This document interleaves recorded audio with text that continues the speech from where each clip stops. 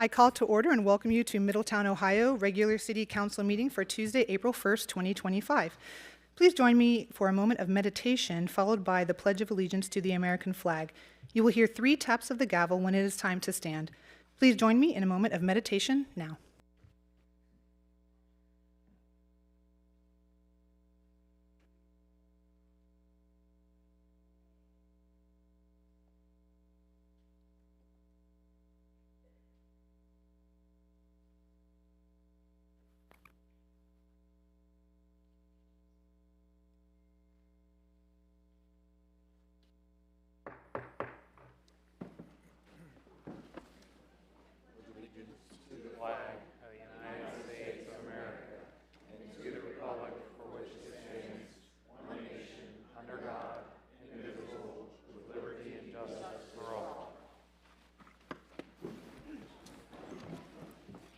Clerk of Council, Mrs. Amy Skank, please call the attendance roll.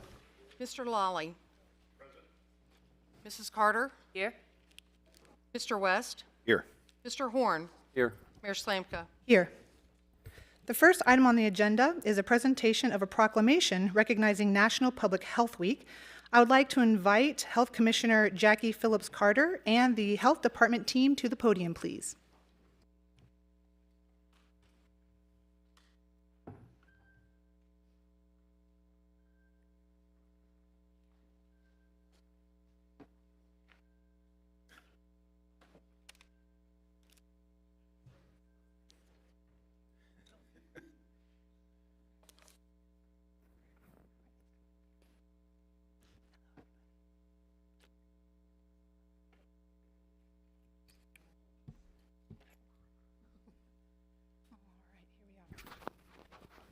Proclamation. Whereas the week of April 7th, 2025 is National Public Health Week, and the theme is It Starts Here, comprehensive smoke-free policies, public awareness campaigns, and taxation of tobacco products.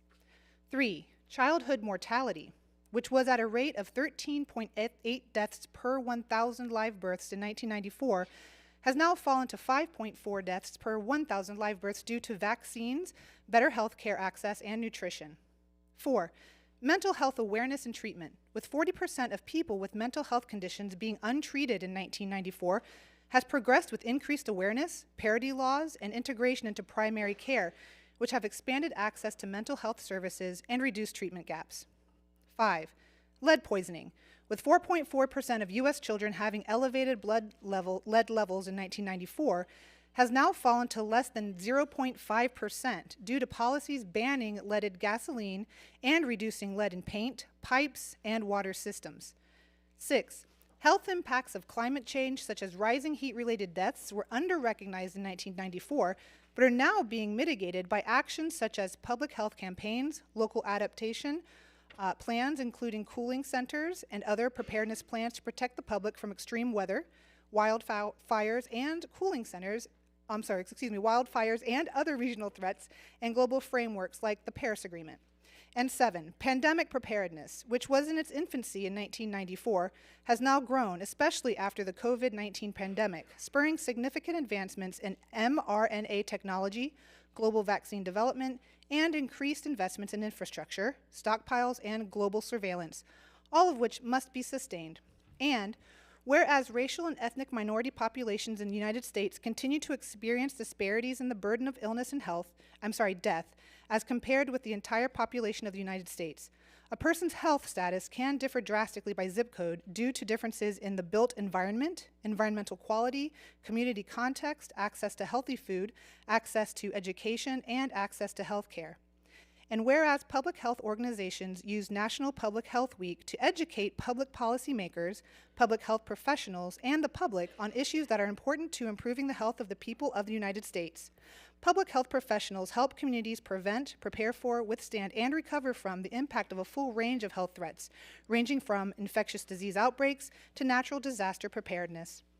And whereas efforts to adequately support public health and the prevention of disease and injury can continue to transform a health system focused on treating illness into a health system focused on preventing disease and injury and promoting wellness.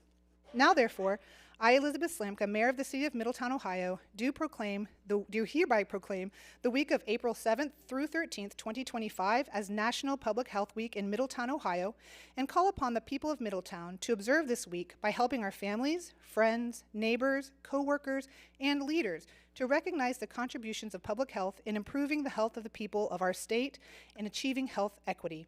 As the theme states, it starts here.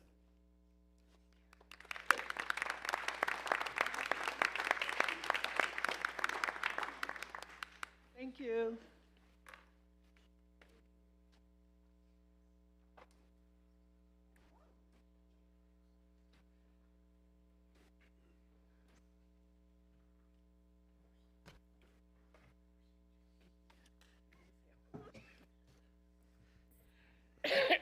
Next on the agenda, we have two public hearings this evening. The first public hearing is a request for approval of a map amendment and preliminary development plan for a Wawa convenience store with food service and fuel sales to be constructed on Route 122. Law Director Alex Ewing, you have the floor for the swearing in.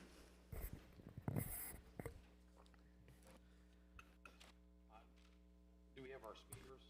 Usually, forgive me. Sometimes what we do is we'll just ask anybody who is prepared to speak or who knows they're going to speak to go ahead and speak en masse, but we don't have to do that if you do wish not to. Okay. All right.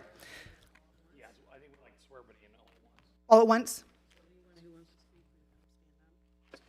Anyone that would like to speak regarding the Wawa development proposal, please stand.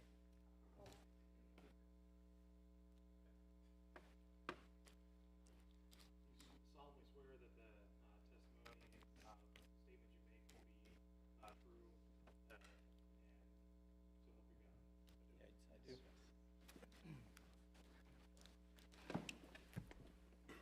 Thank you. Next, we would like to have the staff report from Ms. Claire Fetters, our city planner.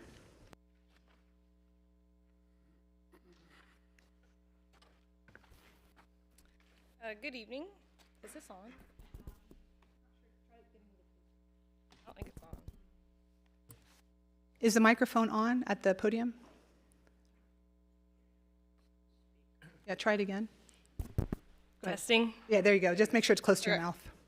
All right, so this is a request by Jonathan Woker of McBride Dale Clarion on behalf of Trotman Doms Commercial Real Estate for approval of a map amendment and preliminary development plan for a Wawa convenience store with food service and fuel sales to be constructed on the parcel listed.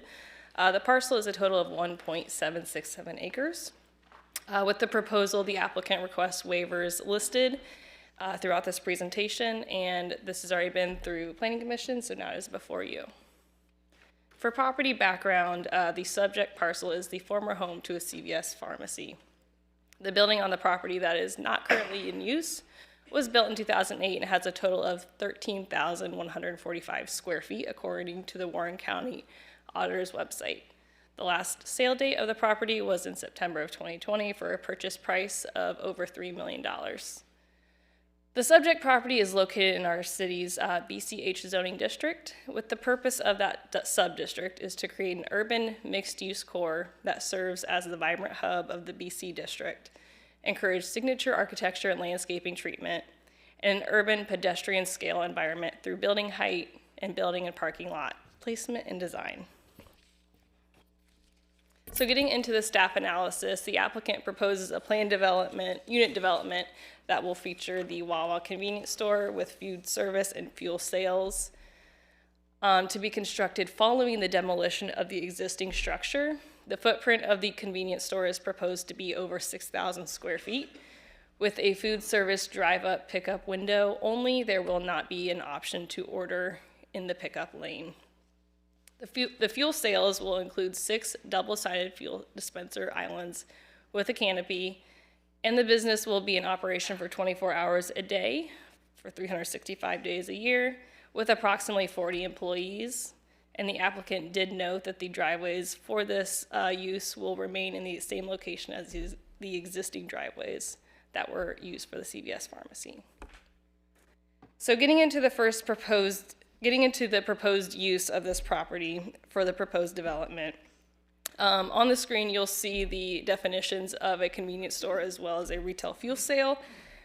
Convenience fuel sales are permitted in the BCH zoning district. Retail fuel sales is not. So with that, the applicant is requesting a waiver from Middletown Development Code, Table 1204-3, to allow for a use in the planned development district that is prohibited in the current zoning district.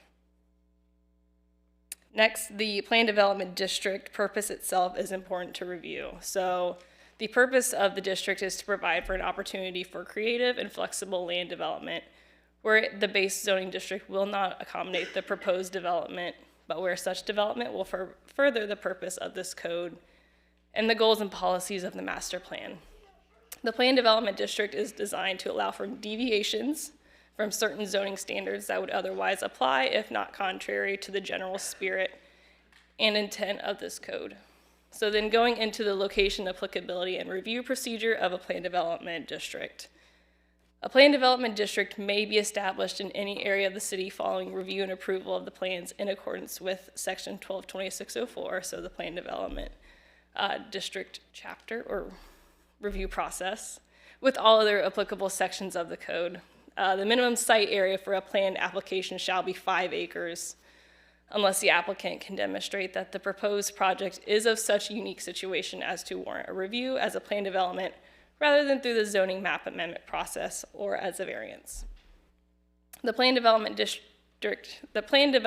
process should not be used to address a non-conforming situation for a lot that will be used for a single building and or use where the use is permitted but where such use does not comply with other applicable standards.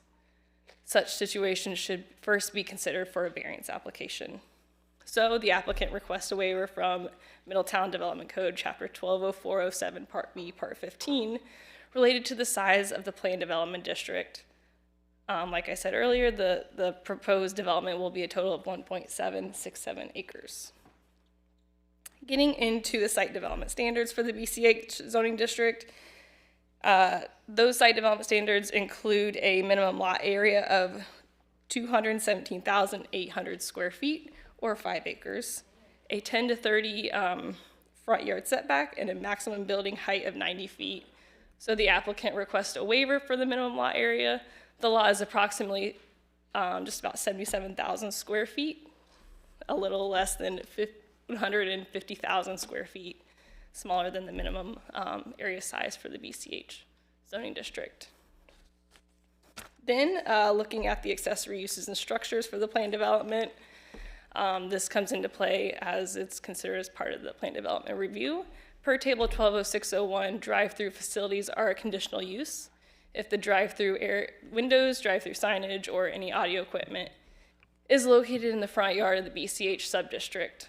And the reason I put the definition here is because Middletown Development Code defines drive-through facility as an establishment that encourages or permits customers to receive services or obtain goods while remaining in their motor vehicles, not related to if there is a chance to order while in your car.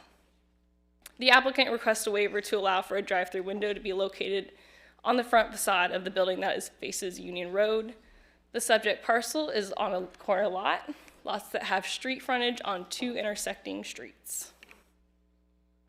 Getting into lighting, the proposed lighting plan for the planned development appears to meet the standards of our lighting regulations of the Middletown Development Code, so I won't spend too much time on that.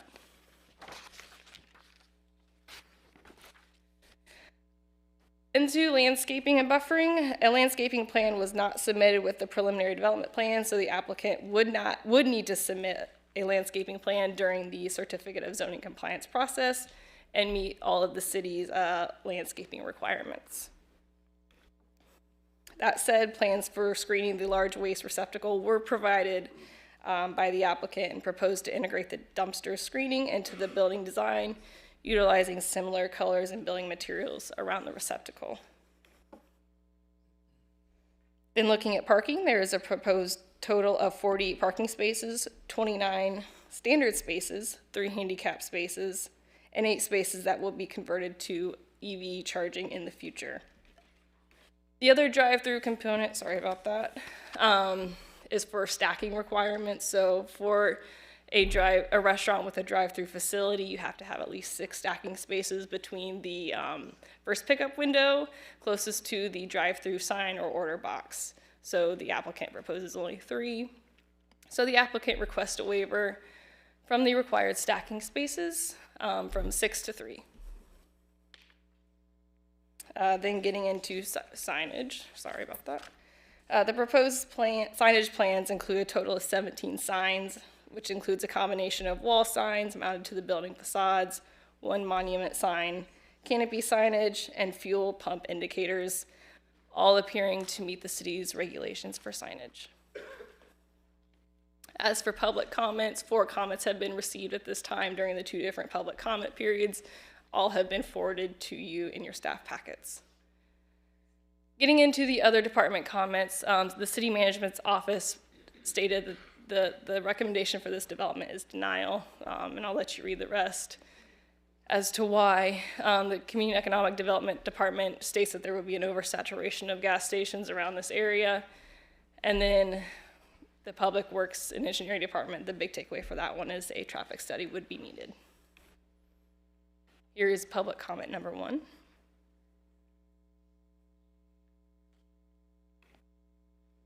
Public comment number 2.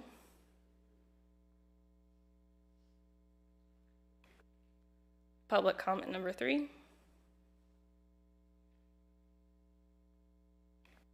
Continued. Public comment number 4 from the property owner, I believe, but the applicant will speak to that a little bit better.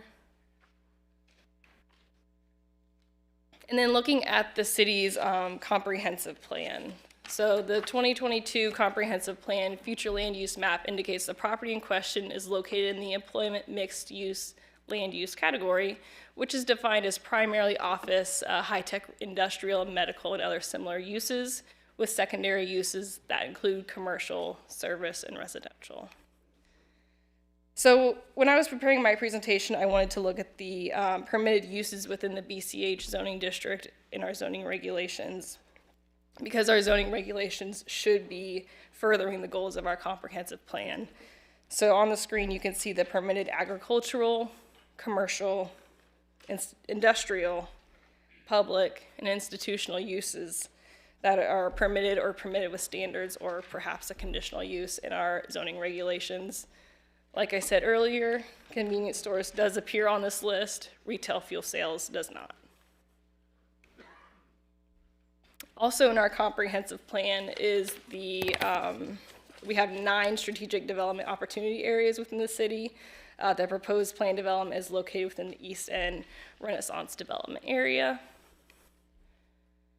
So going a bit more on to that future land use, we're envisioning this as a regional business and living center that is economically and environmentally sustainable, mixed use balance of office, medical office service, general retail, residences, and hospitality. It should be developed as a landscape master planned business park with unique amenities such as common open space, trails, and business support uses. So that really gets to that 5-acre site development standard requirement. Then here is the application for the preliminary development plan and map amendment. The letter of intent from the applicant. The store floor plan. The proposed building elevations.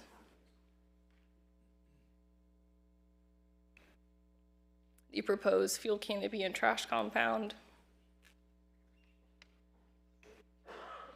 The property in its current conditions, the zoning map, and then the Planning Commission recommendation. The Planning Commission's recommendation of denial of the proposed preliminary development plan and map amendment is being forwarded to you for your final review and decision. After reviewing the application and supporting materials submitted and hearing testimonies from the applicant and the public, the Planning Commission voted 5-1 to make a recommendation of denial to you. And here is your review criteria. And that will conclude my staff report. Thank you, Ms. Fetters. Next, we'll have the applicant speak. I invite Mr. Jonathan Woker to the podium.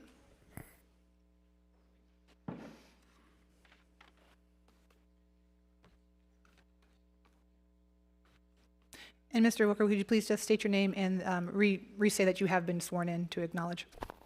Yes, good evening. My name is Jonathan Woker. My address is 5721 Dragon Way, Suite 300, Cincinnati, Ohio, 45227. I'm a planner with McBride Dale Clarion, and I have been sworn in. Thank you. Appreciate you hearing me this evening. I've got about a 10-minute presentation. I'm going to cover some of the information that Ms. Fetters already reviewed, but if you'll bear with me, I'd like to give you kind of the alternative approach to this, because we think we've got a really good project here. We think we've got a site that's got some unique constraints that the city should weigh as you're evaluating this. And when you look at the, we've taken a slightly different interpretation on some of the zoning aspects of it. So bear with me, I'll get through this. I know you've got a big agenda, so I'll do my best to move this along. So I am representing Trotman Doms. They're a real estate development company. Eric Doms is here as well. He may speak after me. They have a contract to purchase this property. I also have a representative from Wawa here with the engineering design team, and he may also speak as well. And as staff presented, we are asking for a zone change from the BCH district to the PD plan development. This will be a rezoning, so we will change the zoning, and the BCH zoning would no longer apply to this property. You've already seen this plan. There's an existing CVS store on this property. We would propose to demolish that 13,000 square foot store. It is an existing 1.8 acre parcel. You just heard your staff talk about some size limitations. We cannot make this property bigger than it is. The size is 1.8 acres. Your BCH zoning has some limitations and other controls about 5 acres. We can't change the size of those properties for that. This property has 3 frontages. You know, we have frontage on Highway 122, on Union, and then to the west is also a public street. Our neighbor to the south, is a vacant property. To the west is the Kettering Health Facility, and then across the street is the Middletown Event Center that is under development that the city approved from BCH to PD development as well. Here's a closer look at that property. We did submit a letter from the owners group, and I just want to touch on that a little bit. The owners group, that letter explains that there is payments that will be made to the lender for the next 14 years by CVS. And so unless CVS finds a sublease situation, they will be making payments to the lender, and at the end of those 14 years, as I understand it, the owner, who is not making any payment, just paying taxes, will be able to own that land. So there is zero incentive for CVS to do anything with this property unless they can find a sublease. And my understanding is they've had limited experience on that and that they are not actively seeking that. So my client, Trotman Doms, has put together a proposal that would purchase this property and pay off that debt that I just talked about, and then allow the redevelopment because the proposed Wawa station, the convenience store, would be able to pay for that improvements that are needed. So all that's to say that we have a situation where it's likely to remain in its current status for a long time unless there's an alternative development that's presented. Here's some street views. Ms. Fetters already showed you some of these. This is looking east. I think it's important to see there's a median in 122, as you know. So this is the driveway we would share with the street between us and Kettering Health. This is looking west, so you can see the existing vacant retail store there. We're at the intersection with Union. This is a view from the street. I think it's worth noting that there's an existing drive-through on this facility now that faces a public street. And then this is a view looking north from Union towards 122. And I'm showing this because there's a median in the road. So both driveway accesses to this facility will be right in, right out, which means there will be no change in the traffic conditions as a result of that proposed construction. So again, here's an aerial of that site. If you look to the west side, the left side of the site, there's a median that will be the existing driveway location. Will be right in, right out. On the Union side, we would also have a right in, right out, and so we'll be able to work within those constraints. Here's the site plan. I know you've seen this already. I'm going to zoom in and talk a little bit about that. I just talked about the access points. The Wawa store will be about 6,300 square feet. That's a pretty substantial building compared to what we're used to here in Ohio for convenience stores. And I'll talk a little bit more about the Wawa experience, but we will have 40 parking spaces. We meet the city codes on that. We're planning future EV, electric vehicle charging for this facility. Wawa has a team that works with the timing of providing those services based on market and with experts in the field. We are proposing a pickup window. That is on the east side facing Union. Again, a little different, and I understand the city's regulations. You have a standard that regulates drive-throughs, and that scenario envisions an order board and it envisions a speaker system and a menu board. This is different. This would be an on-demand system where Wawa allows their customers to order on demand using the app. They're giving them a specific time to pick up their order. And the result of that is that we don't have the same type of stacking issues that you see. There's no menu board, there's no speaker system that's there. It's an on-demand pickup. In addition to that, if you look just to the right of that drive-through, we have a lane that will have a decorative fence, landscaping that we think softens the appearance. And I'm going to show you the view of that in the future. A couple other details. We do have our fuel tanks will be underground. We're going to have a ground sign. We have a trash enclosure that's well screened. We think we have a quality site plan that's been prepared. So let me talk a little bit about Wawa. They are new to the market. I did provide some of this information in the application packet. We believe that the Highway 122 corridor and Middletown can support this type of top-of-market convenience store that Wawa is. It's not the typical convenience store with gas station that I'm used to. I've lived in Ohio my whole life. This is a whole lot different. It's got a very strong reputation for being a food destination and made-to-order fuel. And so I want to talk a little bit about that, if you'll bear with me. So their history is as a family-owned company. They started as a dairy store, morphed into a food market, didn't start selling fuel until 1990s, and by that time they had a very strong reputation for food, and they continue to have that. They've got more than 1,000 stores, a high number of stores in the mid-Atlantic areas, Pennsylvania, Delaware, Virginia, New Jersey, also a high number of stores in Florida. You've probably seen on the news that they are entering this market strong. So they're coming into Ohio with a target number of stores. They're also expanding in Kentucky and Indiana. We think this is a great location to provide this quality business. They have a strong reputation for community service. They support first responders, pride themselves on being there when emergencies happen and providing support for food banks.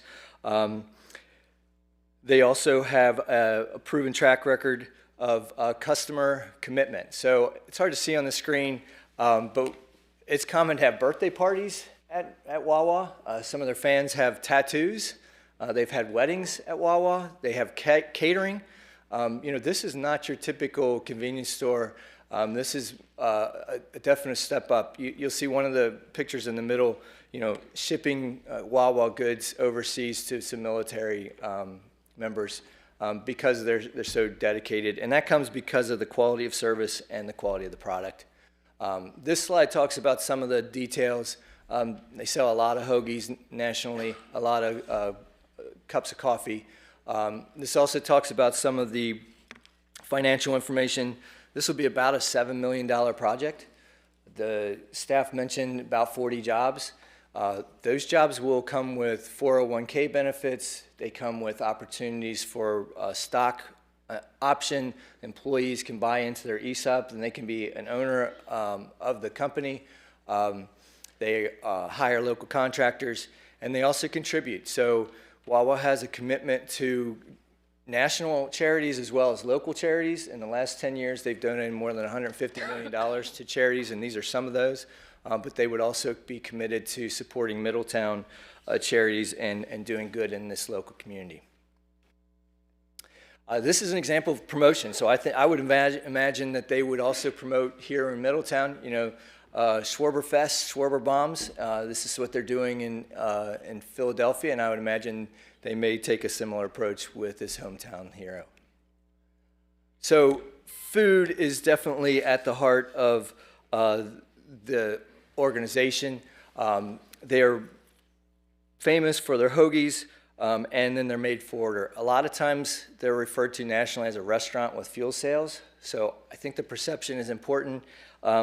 They sell hoagies and sandwiches, coffee, smoothies, salads, burgers, chicken sandwiches, breakfast sandwiches, burritos, paninis, wraps, frozen drinks, and coffees, soups, baked goods, pizza, a whole wide variety, and all of those can be custom ordered. And they've got a commitment to doing that in a quality way that supports their brand.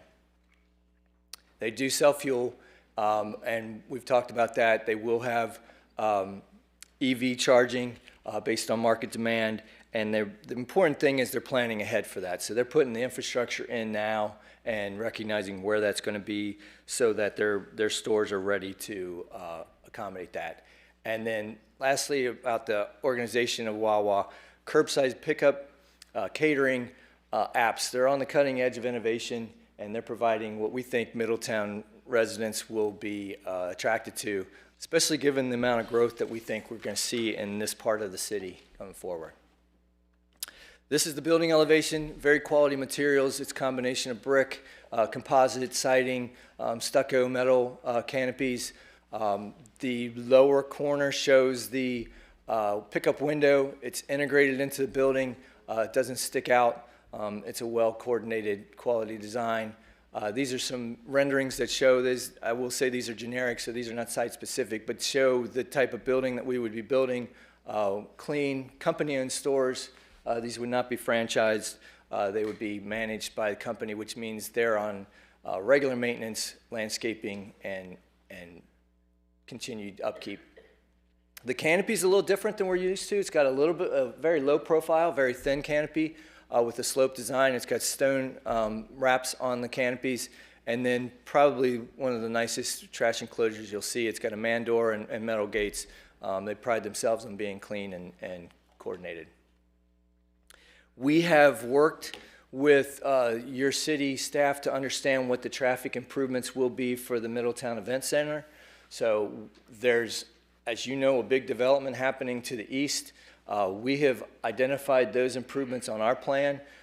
None of those will impact our plan, and we can work within those.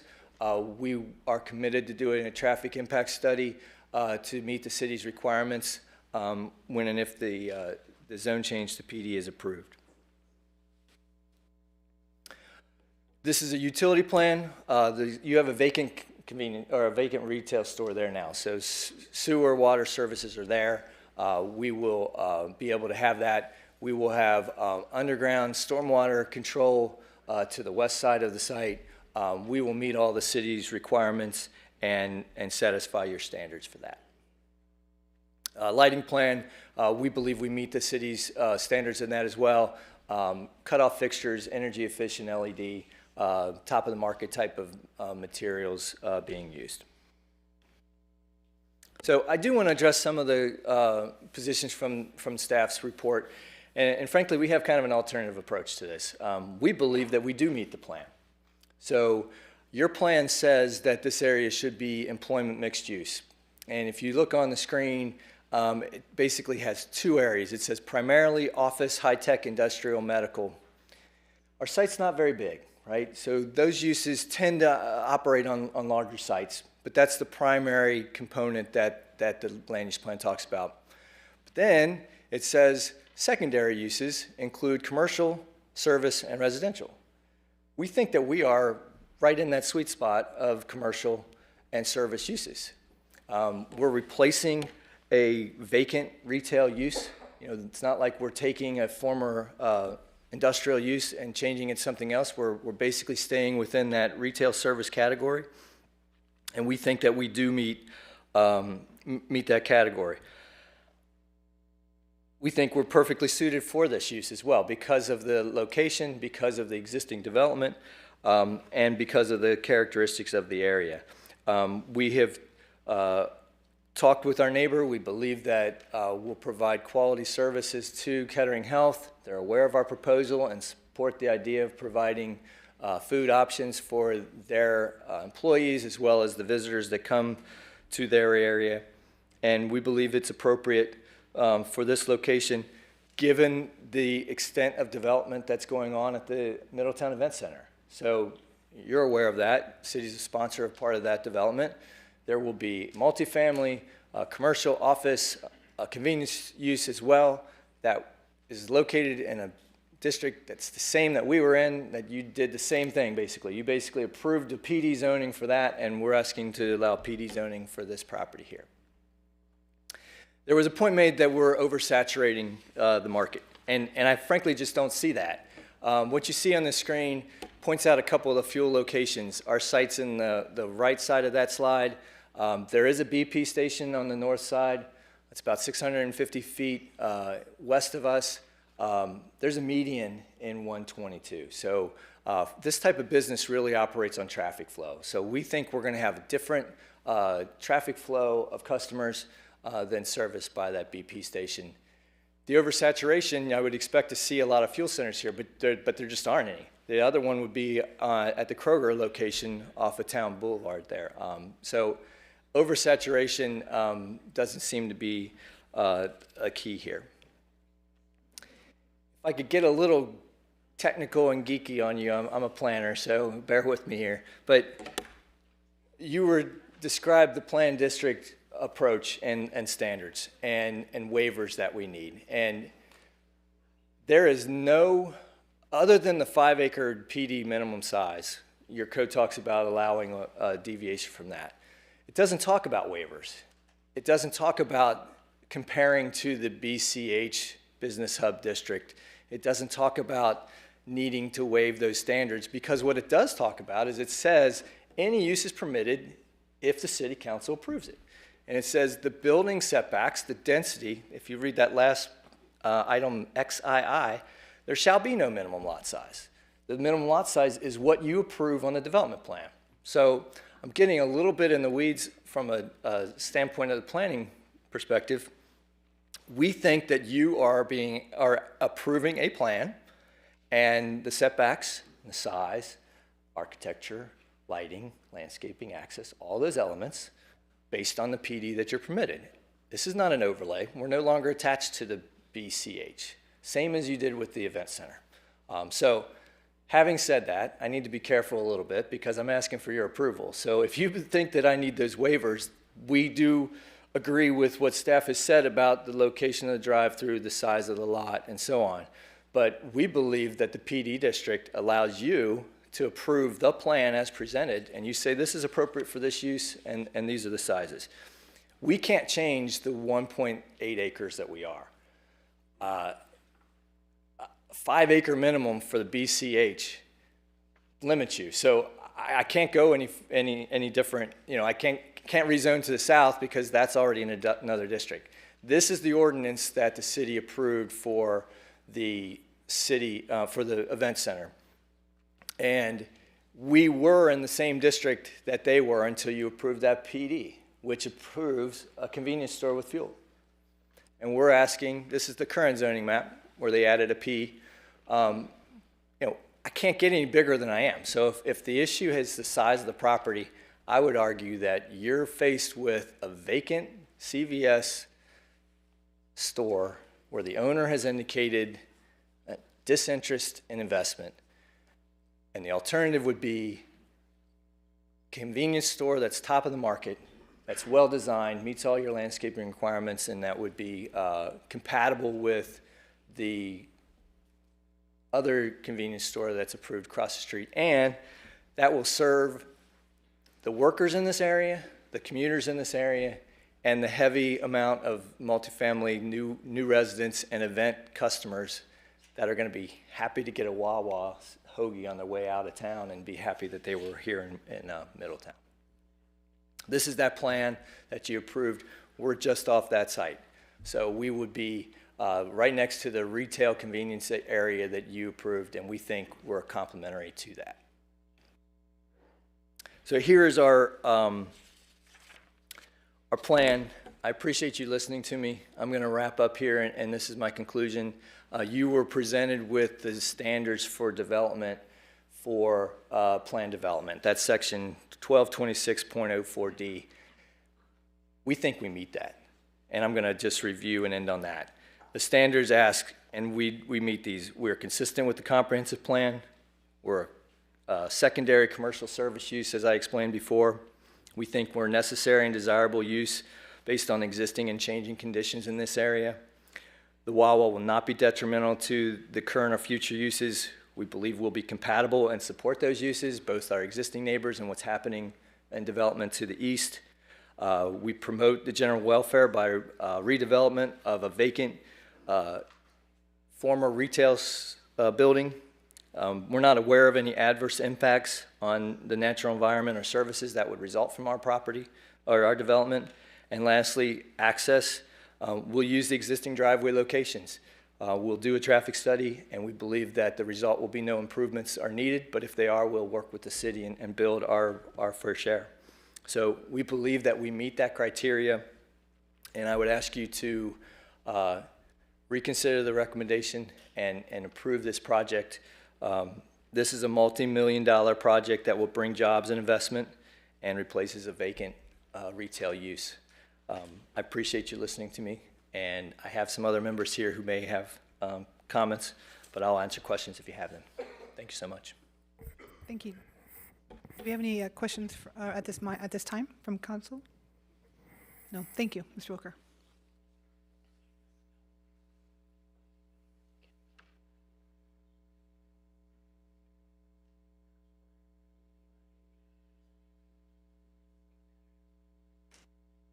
Good evening, everyone. I'm Patrick Warnament. I work for Wawa. Our corporate address is 260 West Baltimore Pike, Wawa, Pennsylvania, 19063. I've been sworn in, and I live right here in Butler County. So Wawa is a really neat company. Jonathan touched on it. We started in the early 1800s actually as an iron foundry in the Philadelphia area. Family eventually got into the dairy business and did home deliveries like the old milkman coming to your door. And in the 1960s, the home delivery thing kind of disappeared from the country, and they basically needed a way to continue their dairy business, and they built food markets, little, basically small grocery stores, and that was that way for the next 30 plus years, and then about 1996 we started selling fuel. So the fuel part, matters, but the food part of it really can't be overstated. It's really how we built our business. In the early part of the 1800s, Abraham Lincoln actually worked for the company as a debt collector before moving on to better things. So there's a lot of neat history with the company. The ESOP is really neat, the employee ownership, and we don't have to pay for it every March. We just get stock. So the folks that work at the store are also eligible for that. So that's a really neat benefit. So in the convenience store industry in the United States, an average employee's been there for less than 1 year. At Wawa, it's over 7 years because you're getting health insurance, you're getting stock, you're getting above average, industry average hourly rates. So it really is a good company. 40 plus jobs. It's, these convenience store publications and such, we always rank #1 in the country for convenience stores with, customer loyalty that rivals Chick-fil-A. So very, very, when Jonathan says top of market, it's real. This BCH zoning allows convenience stores. Seems consistent minus the fuel part, so we wouldn't be here were it not for fuel, so I don't think it's wildly out of nature to say that, that we don't belong here. Our one neighbor, Kettering Health, is not opposed to us. I think that should matter. I think this is going to be a great development. We are commercial, we are service. That meets, it's right there in black and white on the comprehensive plan, so hard to argue against that. And the charitable part of what we do is very big.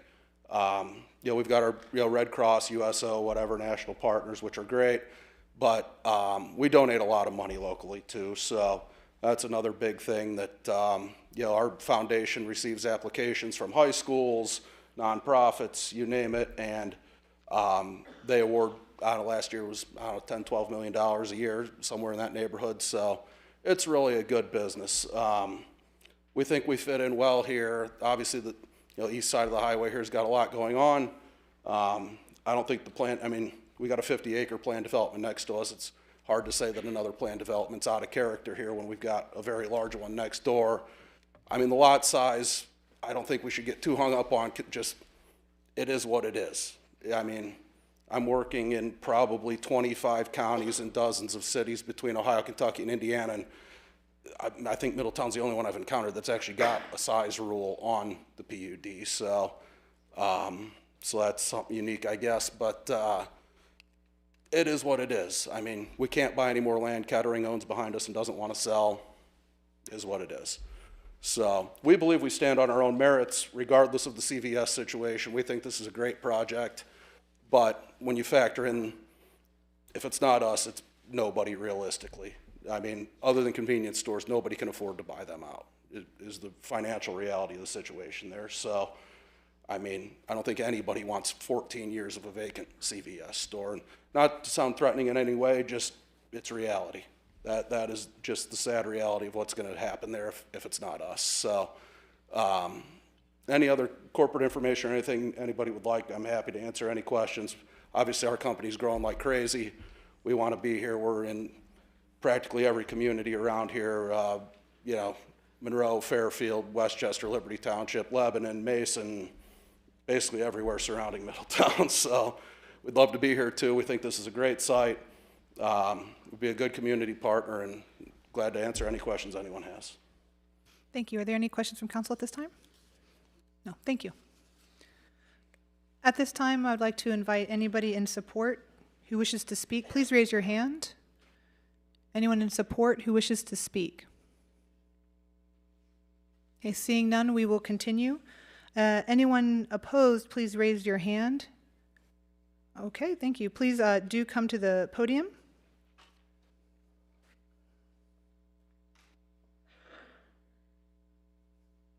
And if you will, please state your name, address, and confirm that you have been sworn in.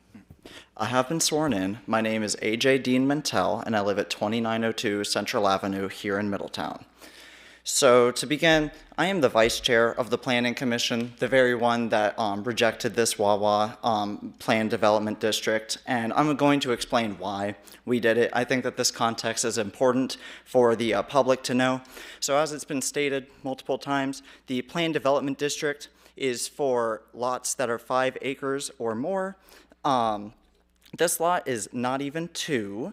I think that that is a serious issue when we're talking about using the Planned Development District because, I'm paraphrasing here, the purpose of the Planned Development District is to provide a way to attempt projects that will not be accommodated by existing zoning. It is not to provide a backdoor for non-conforming uses. So the applicant is asking for waiver and waiver and waiver.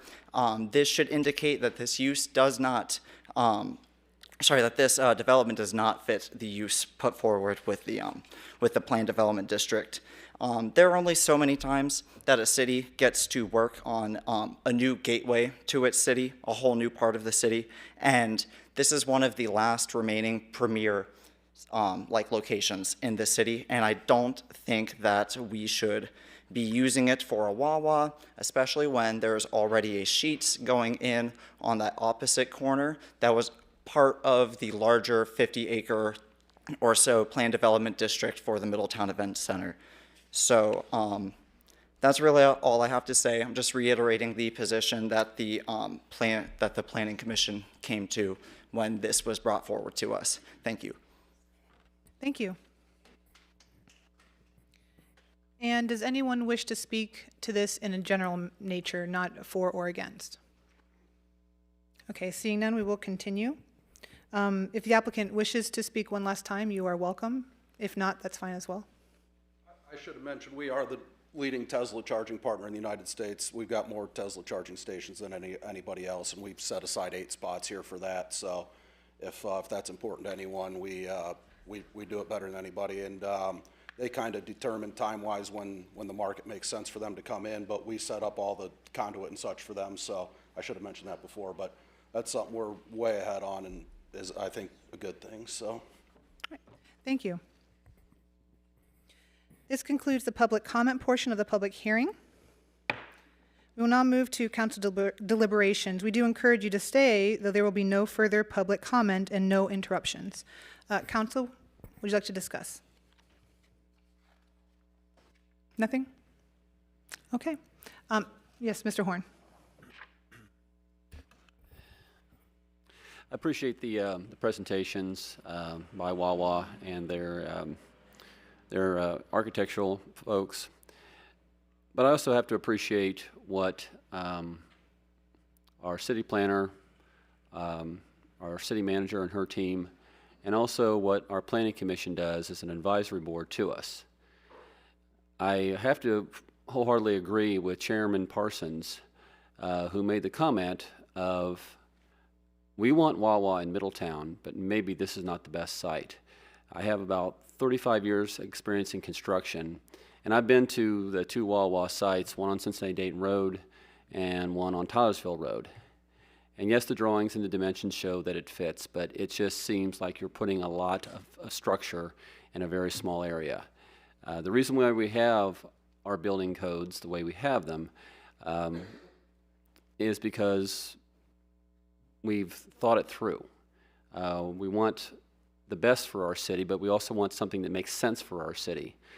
This would be a totally different conversation if this site was, and I understand the folks from Wawa and the architect and the investor says this is all we have, but when the standard is 210,000 square feet and you only have 75, that's asking a lot to put that on there. So that's just what I want to say, but I just want to be very clear. We want Wawa in Middletown, but this site might not be the best site for that. Thank you, Councilmember Horn. Is there any other comment from council at this time? Questions? No, hearing none, we will proceed. Did you want to do, Mr. Ewing, did you want to do some kind of straw vote? We've done that before. Yes, I can do a straw vote. Okay. Councilmember Horn, No? Councilmember West, No. Councilmember Carter, No. Councilmember Lally. No. And Mayor Slomka. No. Thank you. Thank you. This concludes the first public hearing. Before the second public hearing, I just want to check with council. Would you like to take a break at this time or just keep moving forward? Take a break? All right, we will take about an 8-minute break at this time. We will return by 6:31 or 6:32. Thank you.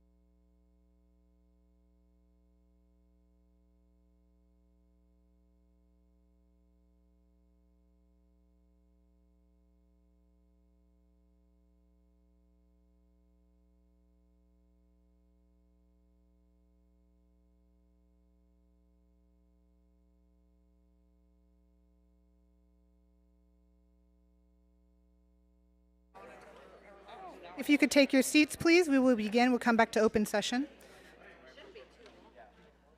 The second public hearing is for the consideration of text amendments to the Middletown Development Code pertaining to the Planning Commission and the school board member.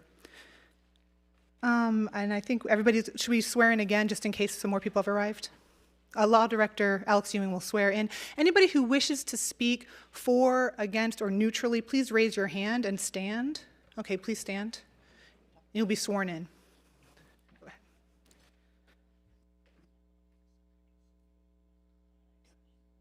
Do you solemnly swear that the statements and testimony that you give at this public hearing will be the truth, the whole truth, and nothing but the truth?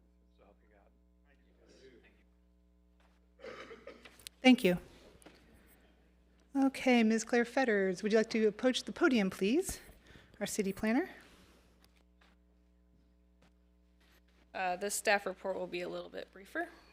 So this is a request by City Council to change Chapter 1226, Part B, Part 2, to allow for City Council to appoint all 7 members of the Planning Commission and remove the membership of the voting member that is appointed by the Board of Education for the Middletown City School District.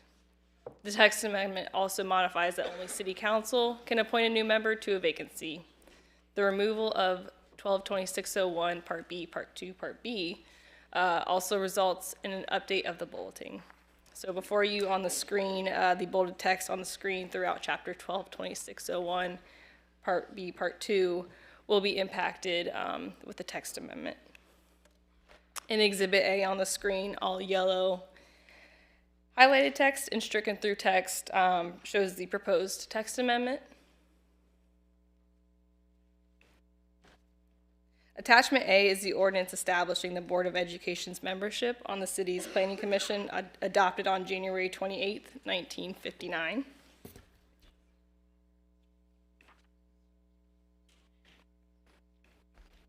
Attachment B is the meeting minutes from the January 14, 1959 and January 28, 1959 meeting minutes of the City Commission at the time. The 2 meetings, the ordinance was discussed and later adopted.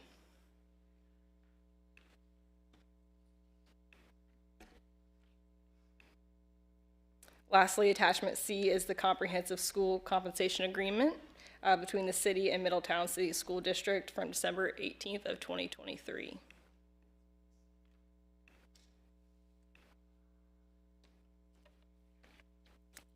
Few public comments have been received. This is I think only one written public comment has been received to date, included in your staff report and also displayed on the screen. As for Planning Commission recommendation, the Planning Commission voted 5-1 to deny the text amendment as presented on the February 12th, 2025 meeting. The Planning Commission in their deliberation discussed how they did not feel that there was changing conditions to support the text amendment in relation to the review criteria. And the Planning Commission members also noted how the partnership between the city and school district is valuable and supports a thriving community. Here is your review criteria, and that will conclude my staff report. Thank you, Ms. Fetters. Next, if we could go ahead and raise your hand if you'd like to speak in support of the text change, the text amendment change. Please raise your hand if you'd like to speak in support of the text amendment change. Seeing none, we will continue. And raise your hand, please, if you'd like to speak in opposition to the text amendment change. Okay, what I think we'll do is start over at this edge and move inward, if that works. Please come forward. Ms. Becker.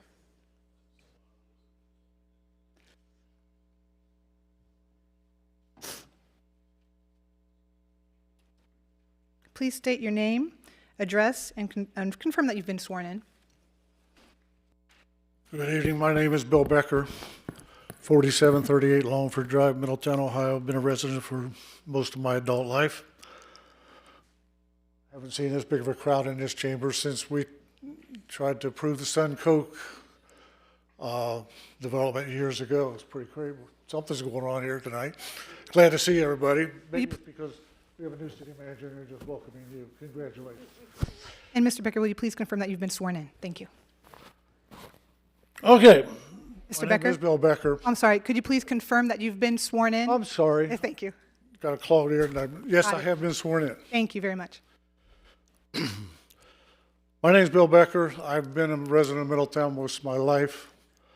I've served in the seats on this council. I've served in the seat as a city manager, and I've served as a police chief. The school board has always been a strong partner with the city. All through my career, it was interesting to say it's been, I think, since 1959, I heard. I'm not sure what's driving this change, why we would want to remove someone from the other elected body who has a lot of interest in the city. They're one vote out of 7. I haven't heard any reasons why this came up. Obviously, there's a lot of people concerned. I think it's imperative that the schools work with this board and this board work with the schools. By eliminating them from part of the process doesn't make any sense to me. Not sure what's going on, but I think it's imperative that you guys get together and start working for the betterment of the city and betterment of the schools. I'm not trying to eliminate somebody from part of that process. Like I said, they've been a strong member. I certainly had my interaction between the school board, school superintendents throughout my career. We started the first school resource officers under my tenure as the police chief, and that continues today. Many, many examples of why the schools need to work with the city and why the city needs to work with the schools. Thank you. Thank you.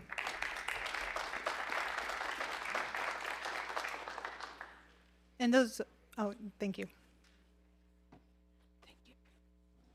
Please do state your name, address, and confirm you have been sworn in. Thank you. Debbie Hauser, 25 Springhouse Drive, Springboro, Ohio. Yes, I have been sworn in. So good evening, Mayor Slamka, members of City Council. My name is Debbie Hauser. I am the proud superintendent of Middletown City Schools. For the past 17 years, I've served the district in curriculum, human resources, and the assistant superintendent. Throughout that time, one constant has remained: a strong collaborative partnership between the school district and the city of Middletown.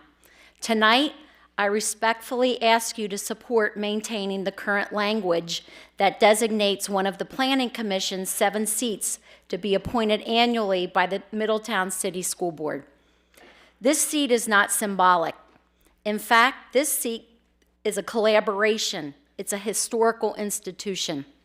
Since 1959, the city and the schools have worked hand in hand on the Planning Commission to serve the people of Middletown, especially our youngest residents. It's a reflection of the deep and ongoing relationship between the city and its schools, 2 institutions that are fundamentally intertwined in its purpose and progress, a collaboration that's produced decades of success. The Planning Commission makes decisions that directly impact our children and families. From zoning and development projects to infrastructure and public facility planning, the voice of the schools brings a critical perspective. When decisions are being made about where neighborhoods are growing, how land is used, or where city services or buildings, like fire stations, are located, it affects how our students get to school, how families access resources, and how we plan for the future. We've worked alongside the city on the siting of new school buildings, the development of city facilities, and we've collaborated on rezoning decisions that impact traffic patterns, pedestrian access, and neighborhood density. Our partnership has extended into economic development as well, through thoughtful TIF agreements that take into account the long-term implications for our school funding and our community's infrastructure.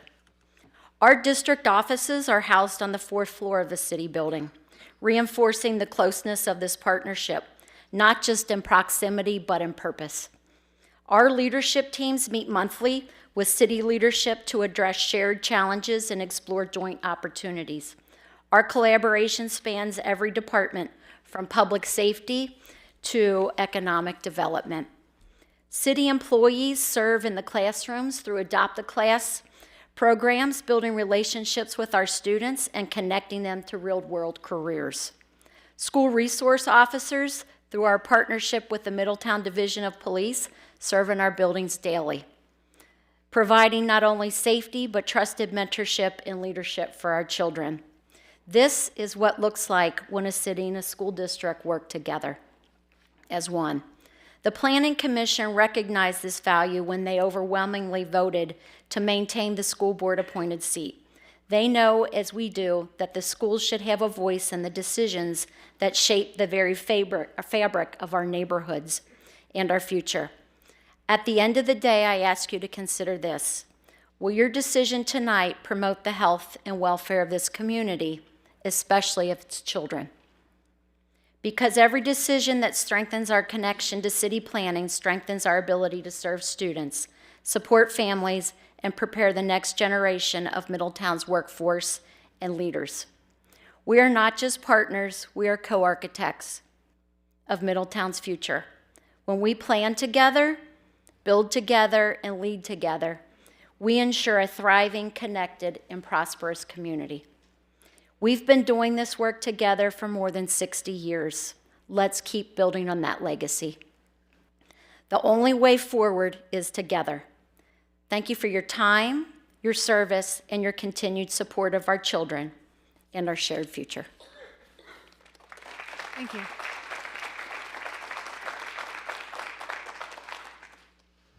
Please state your name, address, and confirm you have been sworn in. I have been sworn in. Randy Bertram, 7039 Ashwood Court, Springboro, Ohio.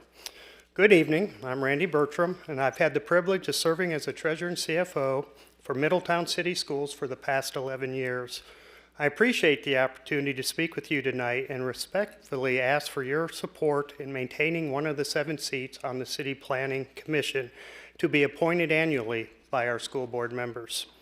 This seat is not ceremonial. It is vital to ensuring our school remained engaged in the planning, zoning, development processes that directly affect the students, staff, and families.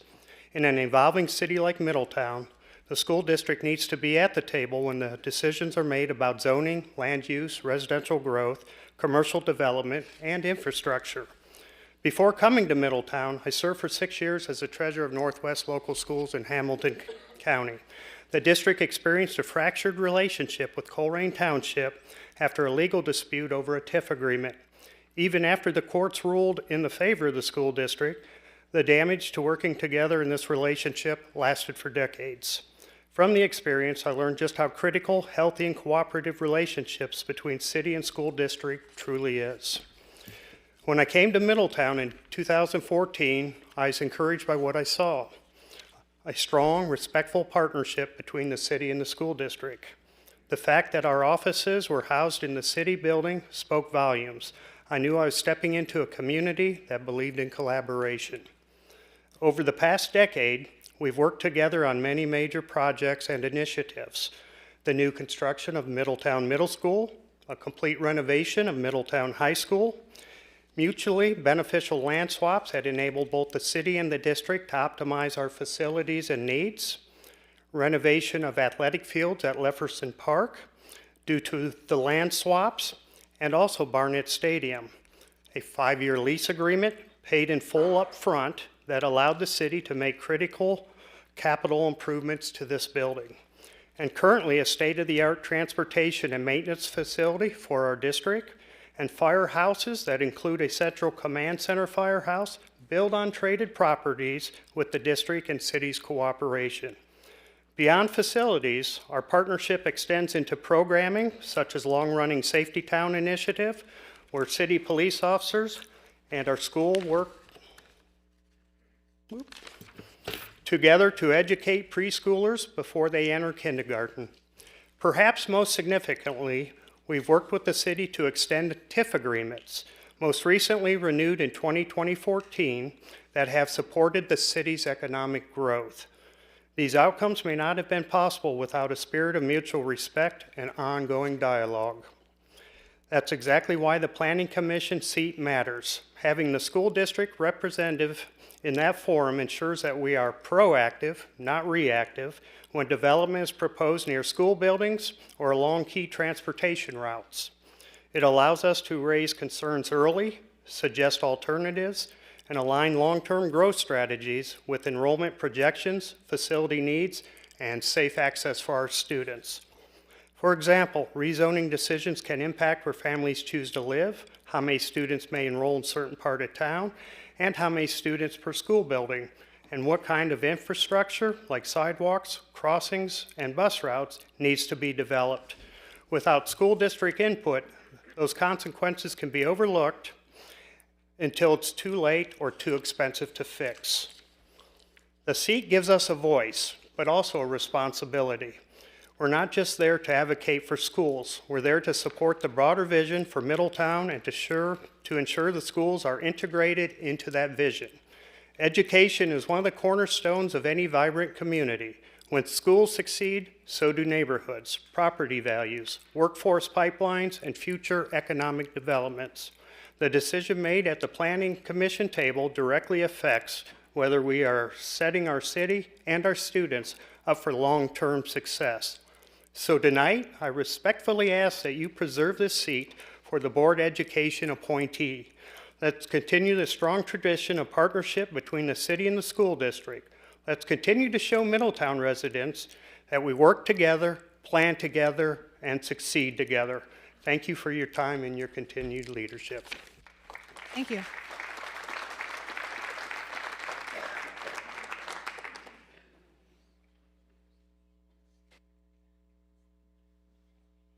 Please state your name, address, and confirm you have been sworn in.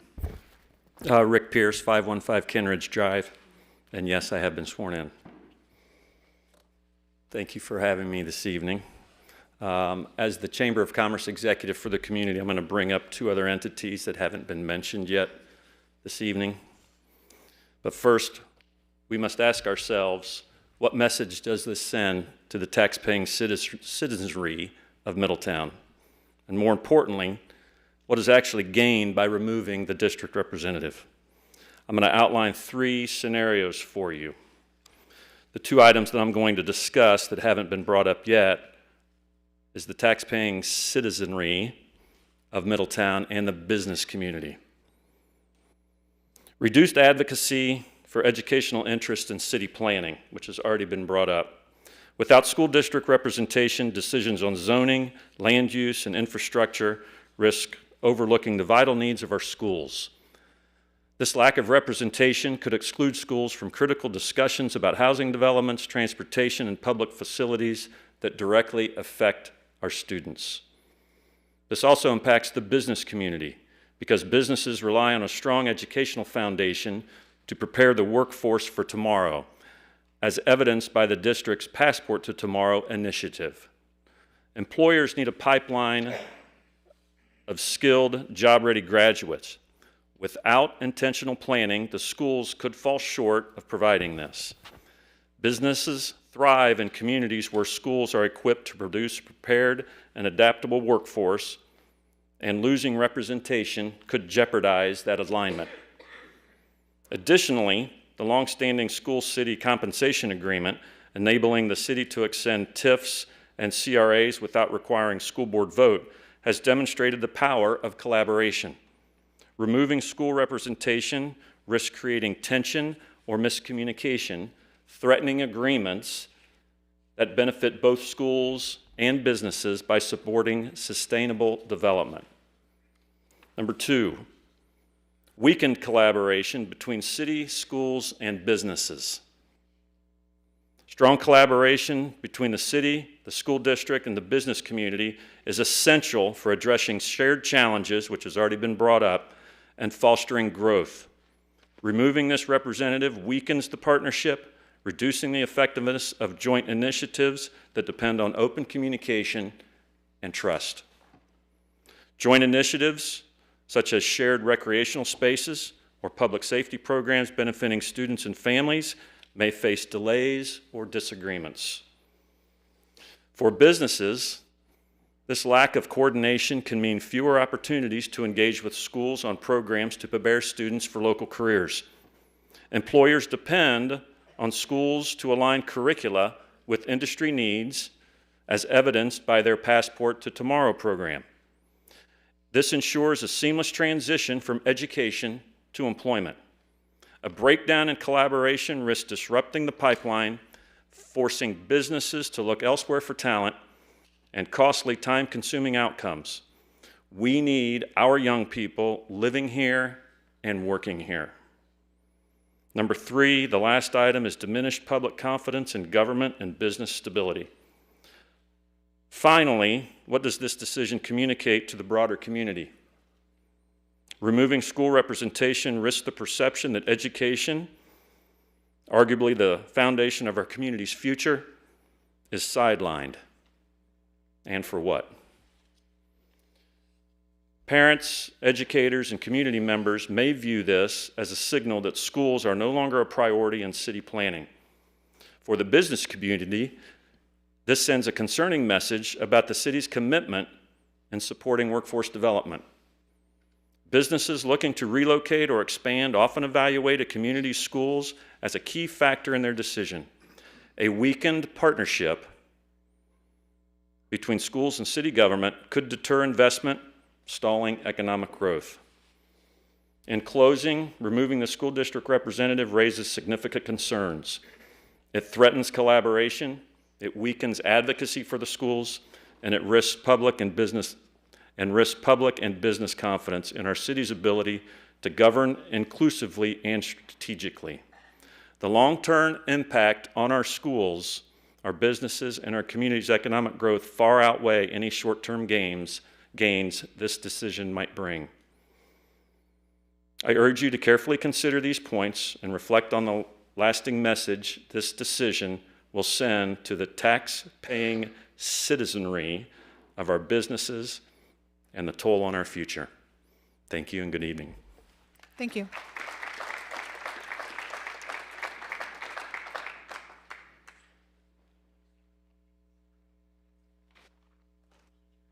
Good evening. Can you please state your name, address, and Christopher confirm you've been Ambergy. sworn in? I live at 813 Vancouver Street, and I have been sworn in.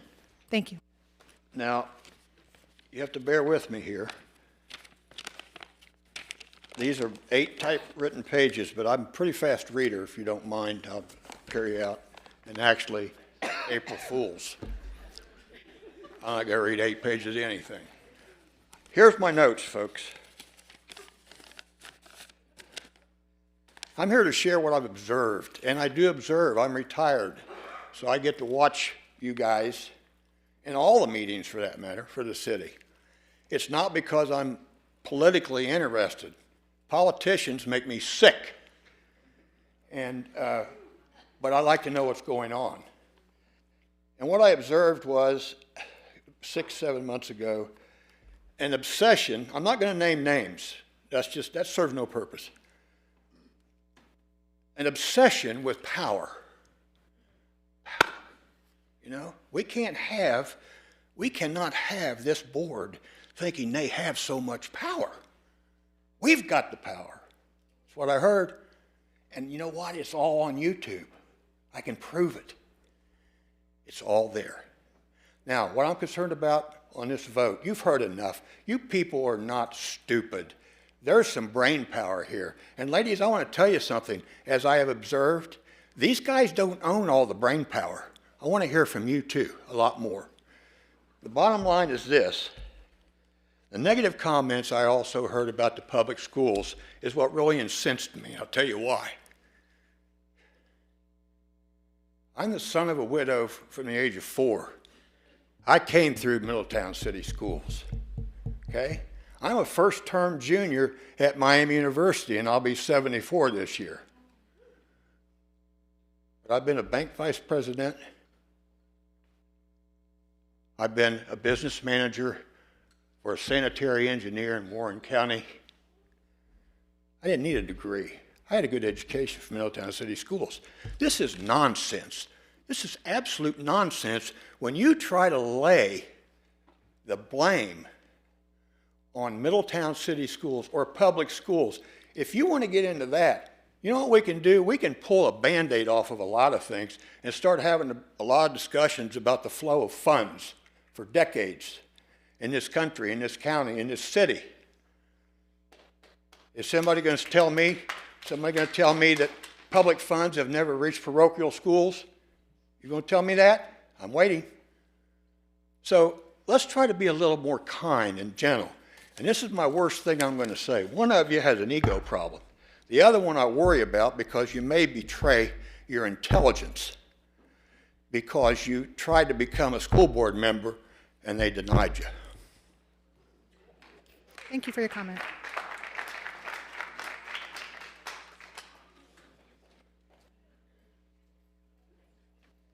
Please do state your name, address, and confirm that you have been sworn in. Sure.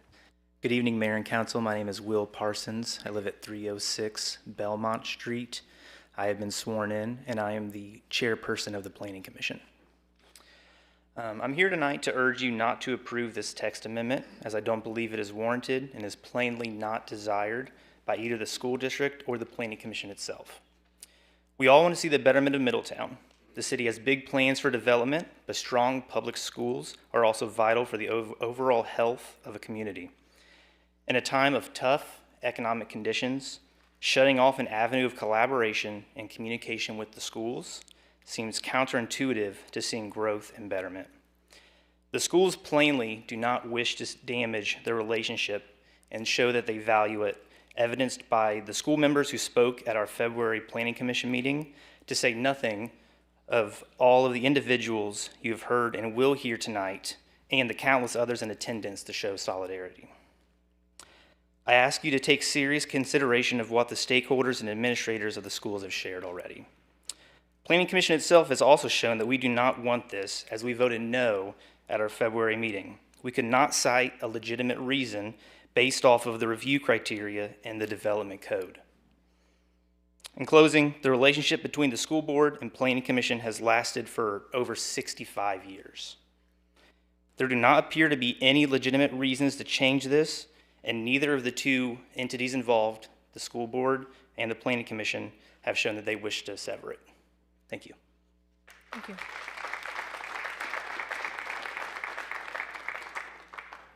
Please state your name again, address, and confirm you've been sworn in.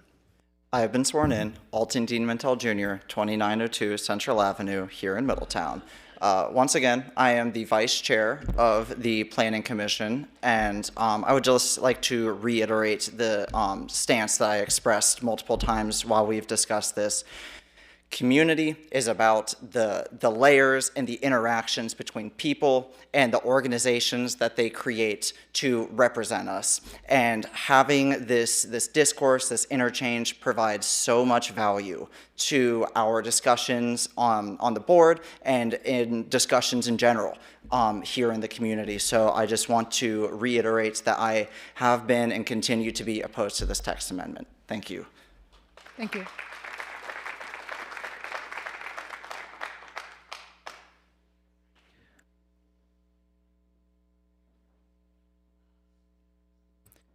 Please do state your name, address, and confirm you've been sworn in. Good evening, Mayor Slamka, members of council. I'm Todd Moore, and I have been sworn in, 1808 Sherm Drive. You know, I look around the room tonight, I see many of my colleagues, not only from the Board of Education, but Planning Commission members that I've served with, collaboratively served with, for more than 10 years. I'm here tonight to ask you to deny what I believe is an unwarranted and wrong text amendment brought forward, I believe, primarily by Mr. Horn, and which leaves most of us confused. In the 10 years that I served as the appointee to the Planning Commission, I served under 3 different city planners, 3 different city managers, and never heard an issue about the structure of the Planning Commission. There was never a question raised about the school board seat, or a single issue about the work that was being done by the Planning Commission. To be clear, there's never been an issue. Now, I want to put my hat on as the prior chair of the Planning Commission for the last 10 years. I'm going to ask, as I used to ask my colleagues, to take a look at the review criteria before you tonight, particularly number 2 and 3. proposed amendment is necessary or desirable because of changing conditions, new planning concepts, or other social or economic conditions. Tonight, you'll be asked to answer that question. Secondly, you'll be asked to answer number 3, the proposed amendment, does it not promote the public health, safety, and general welfare? And that's a very important clause as we move through the presentation and we look at the history of the seat, which has existed for more than 65 years.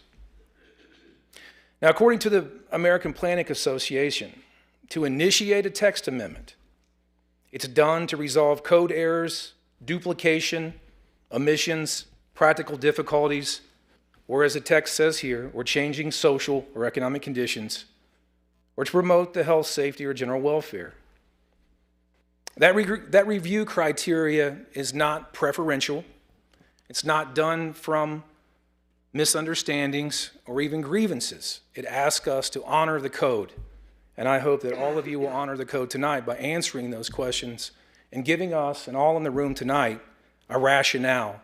Explain to us why, as a school board and as an appointed member to you, to give you a recommendation, why we no longer meet the code criteria, particularly when it comes to the health, safety, and general welfare of this community. Now, to understand where we're at this point, I've got to take a step back. I've been involved in this case now for 6 months, and this case has been difficult for me. I've tried to serve with integrity, I've tried to serve honorably, and work with my colleagues in this room to bring forward what I believe were wise decisions, reasons decisions, decisions that I thought would withstand legal scrutiny and that would promote the general good. Now, I want to take us back to October the 10th. After a long meeting, Mr. Horn approached me to let me know that the school board seat would be removed. And the rationale that he gave was the school comprehensive finance agreement prohibited me from asking any questions about a TIF. Now, to be honest with you, I was really struck by that comment, confused by that comment. I remember voting on many of the school comprehensive finance agreements that I have been a member to vote on as a board of the education, that we've never had any issues raised about that agreement, but more importantly, that the document itself was irrelevant to my role as an appointee on this board, as the Planning Commission member. That was not the view of Mr. Horn. In fact, he continued to come forward after another meeting and continued to ask me questions, and this went on in November, finally results in you taking action, I believe, in December to initiate the text amendment. And again, part of that rationale was a comprehensive school finance agreement, which I will get into and ask some questions later about tonight. So when I was sent this comprehensive school finance agreement, we continued to disagree about the intent of that agreement, what it means, or whether or not it prohibited my role as a member to be a part of the Planning Commission, which I will argue that it does not. And in fact, we worked with Frost, Brown, and Todd, our city attorney, to vet that question, to look at any rationale that would prohibit an appointee to this body, the Planning Commission, could not establish a rationale. Now, I want to move us to the February meeting before Planning Commission. Or I'm sorry, when this issue was first brought to the Planning Commission, I believe that was in December or January. That was my last meeting as we looked at whether or not this decision had any merit whatsoever, whether or not to initiate this text amendment. And part of that process is we sent it off to the School City Relations Committee. What I was looking for in doing that was to find out if there's any rationale that the mayor could establish, if there was anything from you that could be established.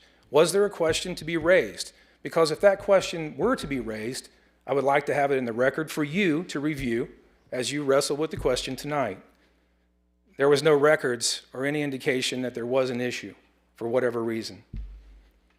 I had to remove myself after 10 years of serving because I was not interested, as Mr. Horn asked me to do, was just simply to apply. I wasn't interested in saving myself. I was interested in what this relationship means between Middletown City Schools and you as the City Council. Let's take a step forward. Then in February, I attended the meeting and watched Planning Commission wrestle with this question. It was a 5-1 vote. The newest member did vote to remove the school board. It was his first meeting, but 5 of those members voted to deny, meaning they wanted to keep things as they are. Now, Planning Commission struggled with this question, as I have struggled over the last 6 months, to answer what is going on. Why are we doing this? Why are we looking at a comprehensive school finance agreement? If that is the rationale, I think we're moving in a very, very bad direction. In fact, a direction that leads us nowhere. I made the argument at the Planning Commission in February that this seat has merit, that it should remain in place.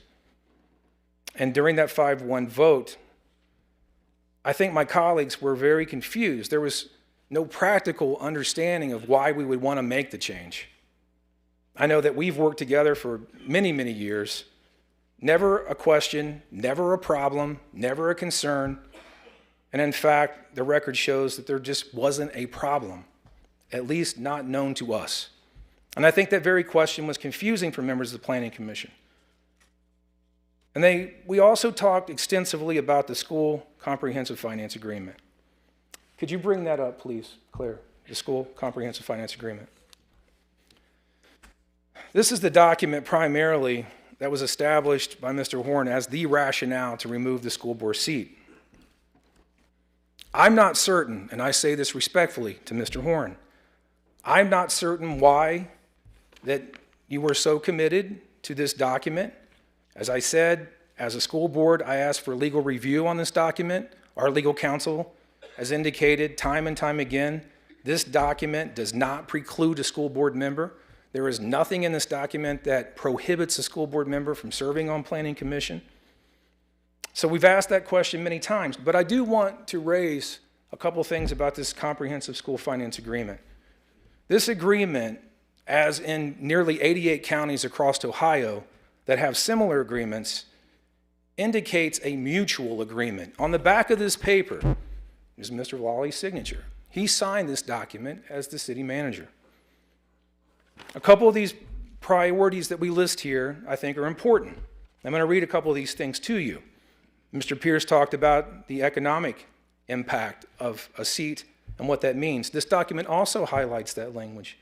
In order to create and retain jobs and employment opportunities, to promote economic development and improve the economic welfare of the city has entered into certain agreements granting real property exemptions, tax incentives, the work that we do.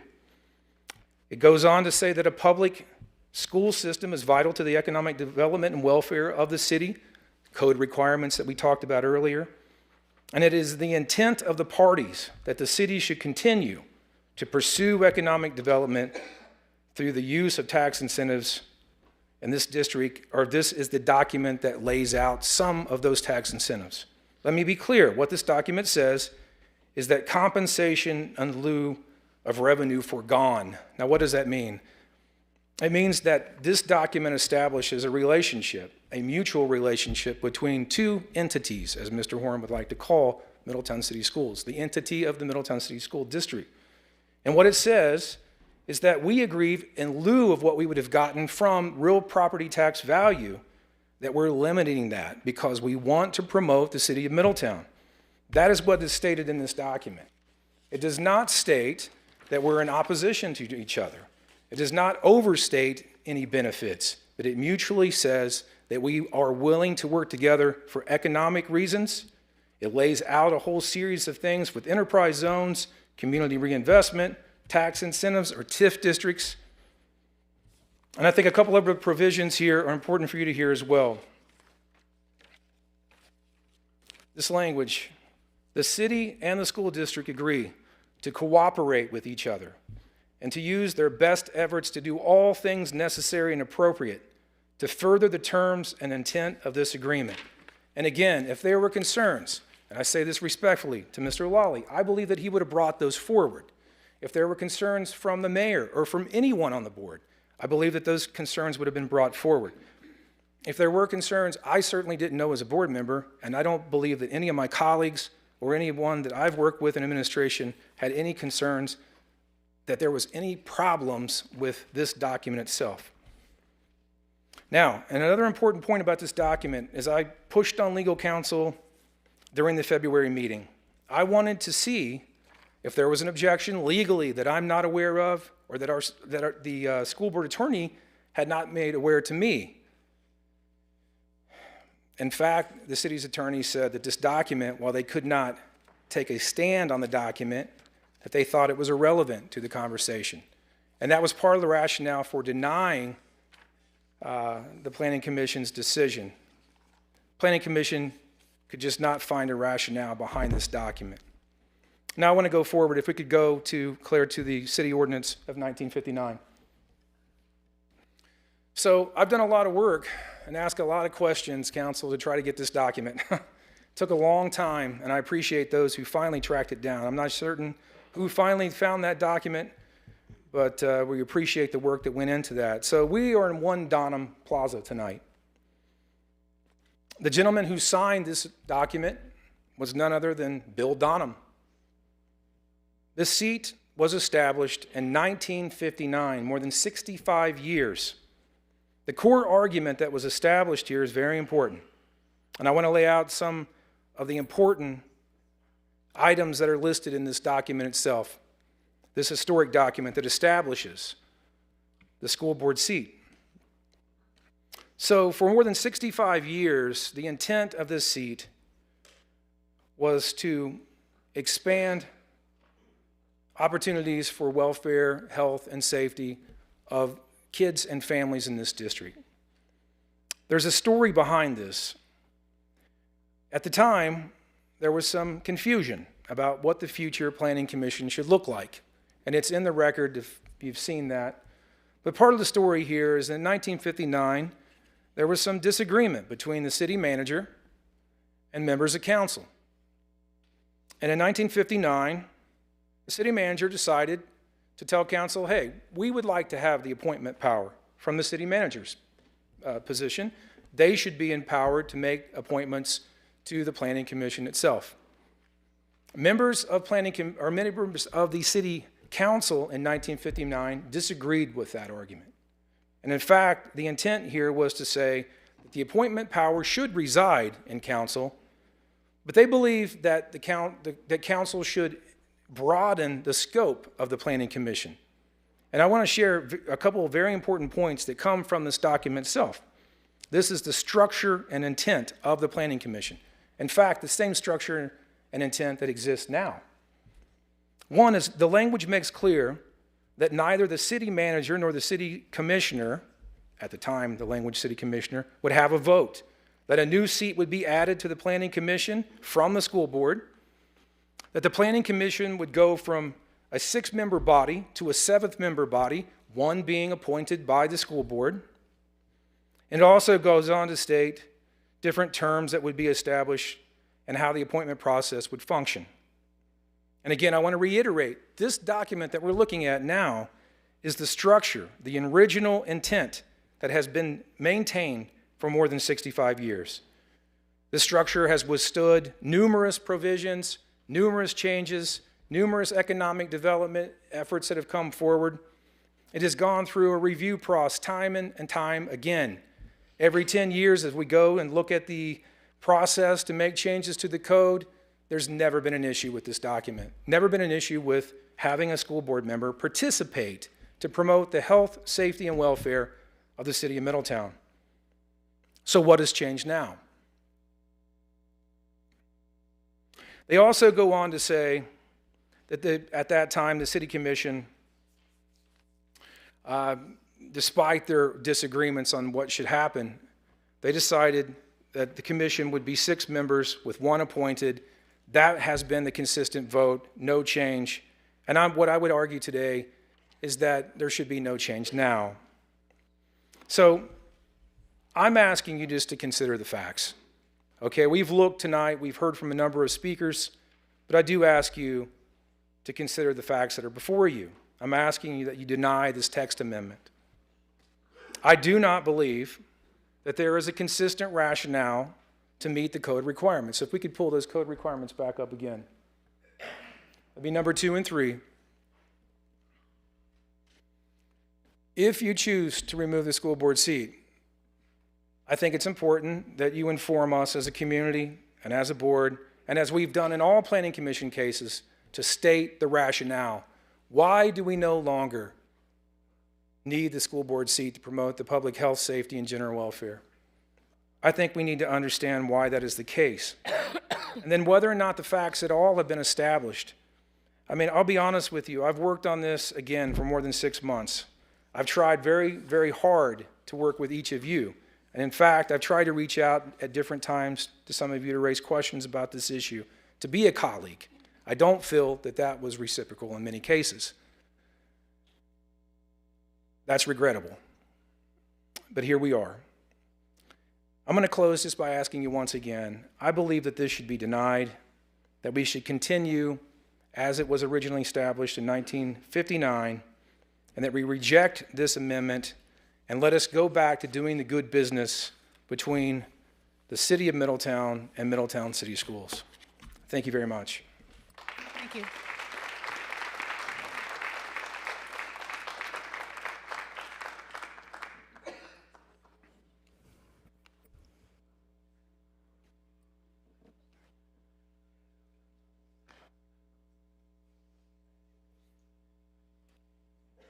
Please do state your name, address, and confirm you've been sworn in, and you may sit if you wish or stand if you wish. I think I need to be sworn in. Mr. Ewing, would you please swear Mr. Burkian? He's right behind you.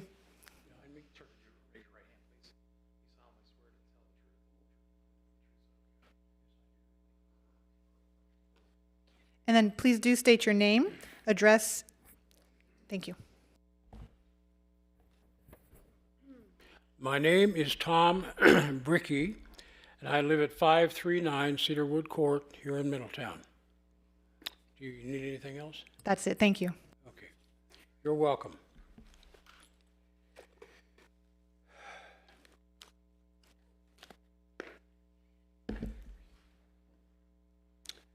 I'm going to start out by explaining why I'm here. I'm here because I care. I care about our school district, and I care about the city of Middletown. And what I'm going to share with you next, I think will back up what I just said. I've served in many ways over the years of my adulthood and living in Middletown. For instance, I served on the Middletown School Board for 8 years. When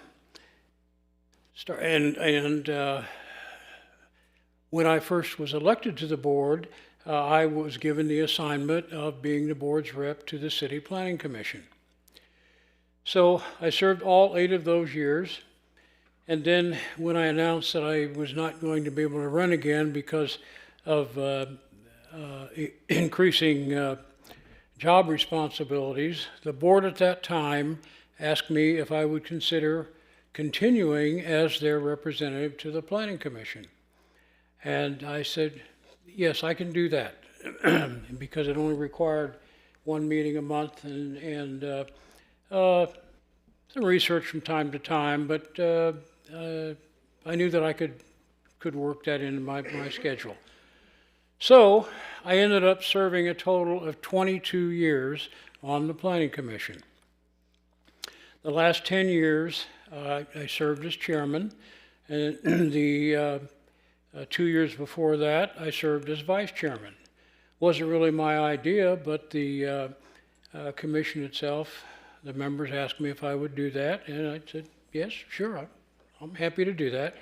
So I did. In 2009, I served as the chairman of the City Charter Review Commission. And during that period of time, We examined everything in the city charter, all the boards, all the commissions, and I don't remember the discussion for every one of them, but I do remember the discussion involving Planning Commission because I was the rep for the school board at that time. And the unanimous decision was leave Planning Commission alone. It functions just fine. It knows what it's doing. And so we did. We left it alone.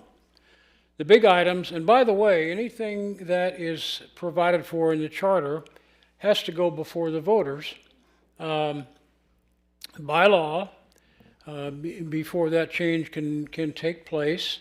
But the first step to that is it comes to council, and council decides whether it is going to be put on the ballot or whether it isn't. The two major items that we decided to put on the ballot when I was chairing that effort was first, the number of council members. At that time, we had 7 council members. We were under something called the ward system. I'm sure many of you remember that. And some problems started developing in that structure, and I'm not going to go into all those now, but the decision was it's time to change this. And there were a lot of complaints coming from citizens that supported that because citizens were saying then, hey, we all ought to be able to vote on who sits on our council and represents us. Well, it's pretty hard to argue against that. So we ended up recommending to council that go on the ballot, and the proposal was to reduce the number of council members from 7 to 5. And that's why we have 5 today. Don't know if you knew that history or not, but I thought it might be good to share it with you. And the other issue that we recommended to council to put on the ballot was the requirement to list anything significant that was going to be changing relative to the charter or any other item pertaining to city government. And back then, there was a requirement that anything of that nature be placed in the local newspaper. Well, gee whiz, that's a number of years ago.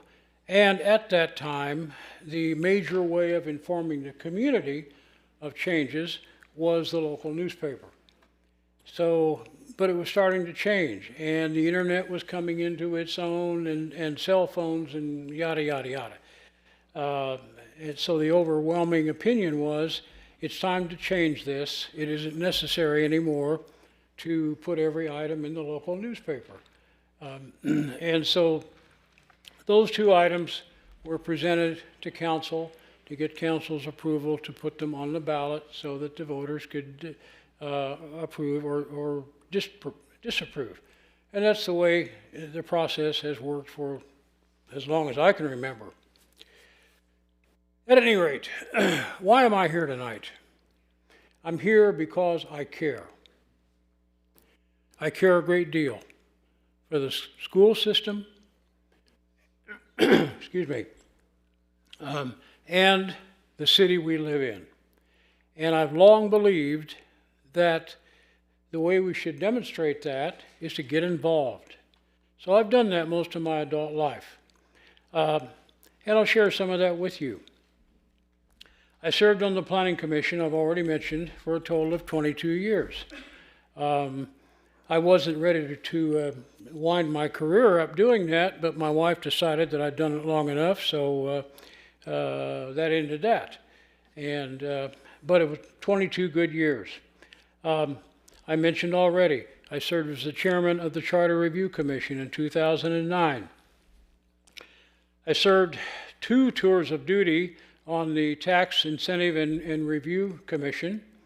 I served a complete term and then moved on to other things. And then a couple of years later, I got a request from an individual in economic development to consider doing that again. Coming back for a while, there were some issues that needed to be dealt with, and well, I was told that I ran a pretty good meeting, and so I accepted another short-term assignment on the Tax Incentive and Review Commission. Served 3 years on the Board of Zoning Appeals board, and currently I'm in my 15th year of serving on the Civil Service Commission for the city,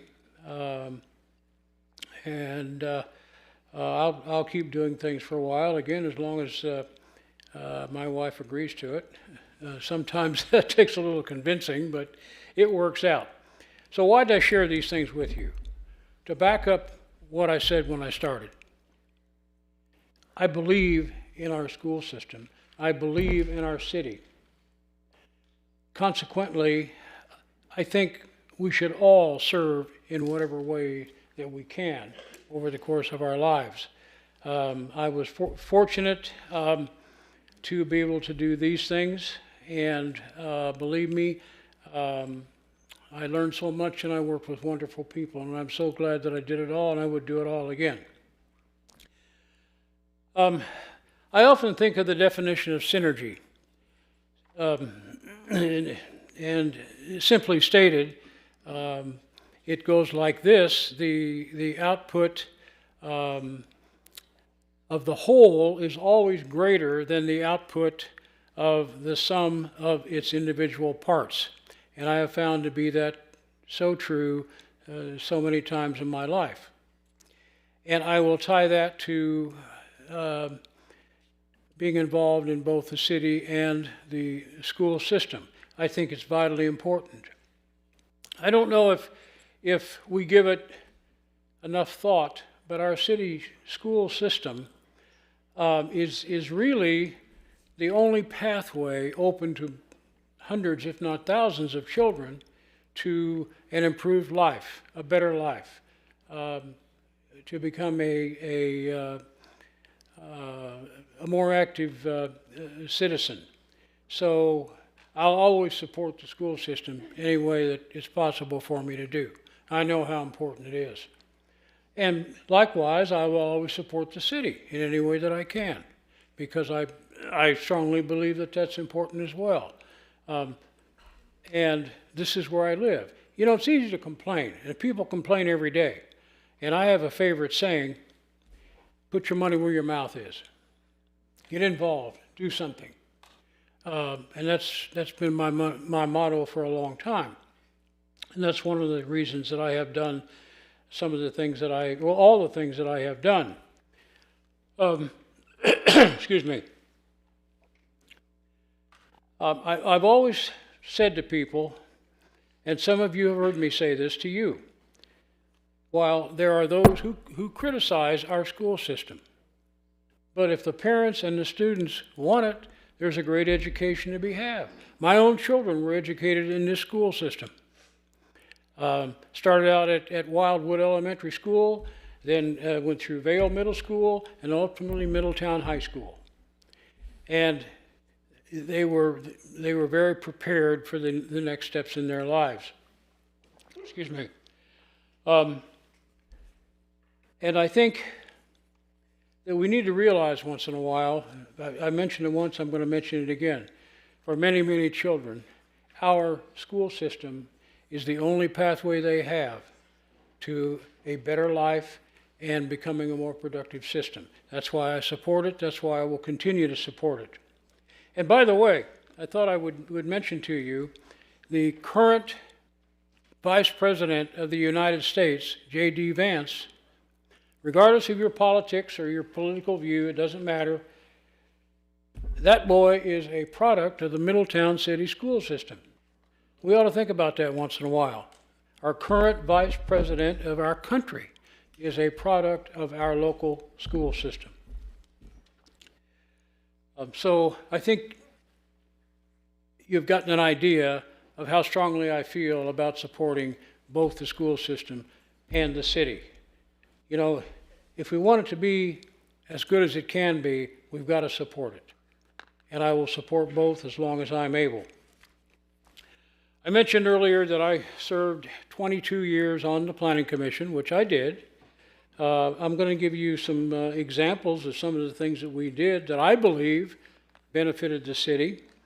I don't remember the exact years because I've been off Planning Commission now since I think 2015.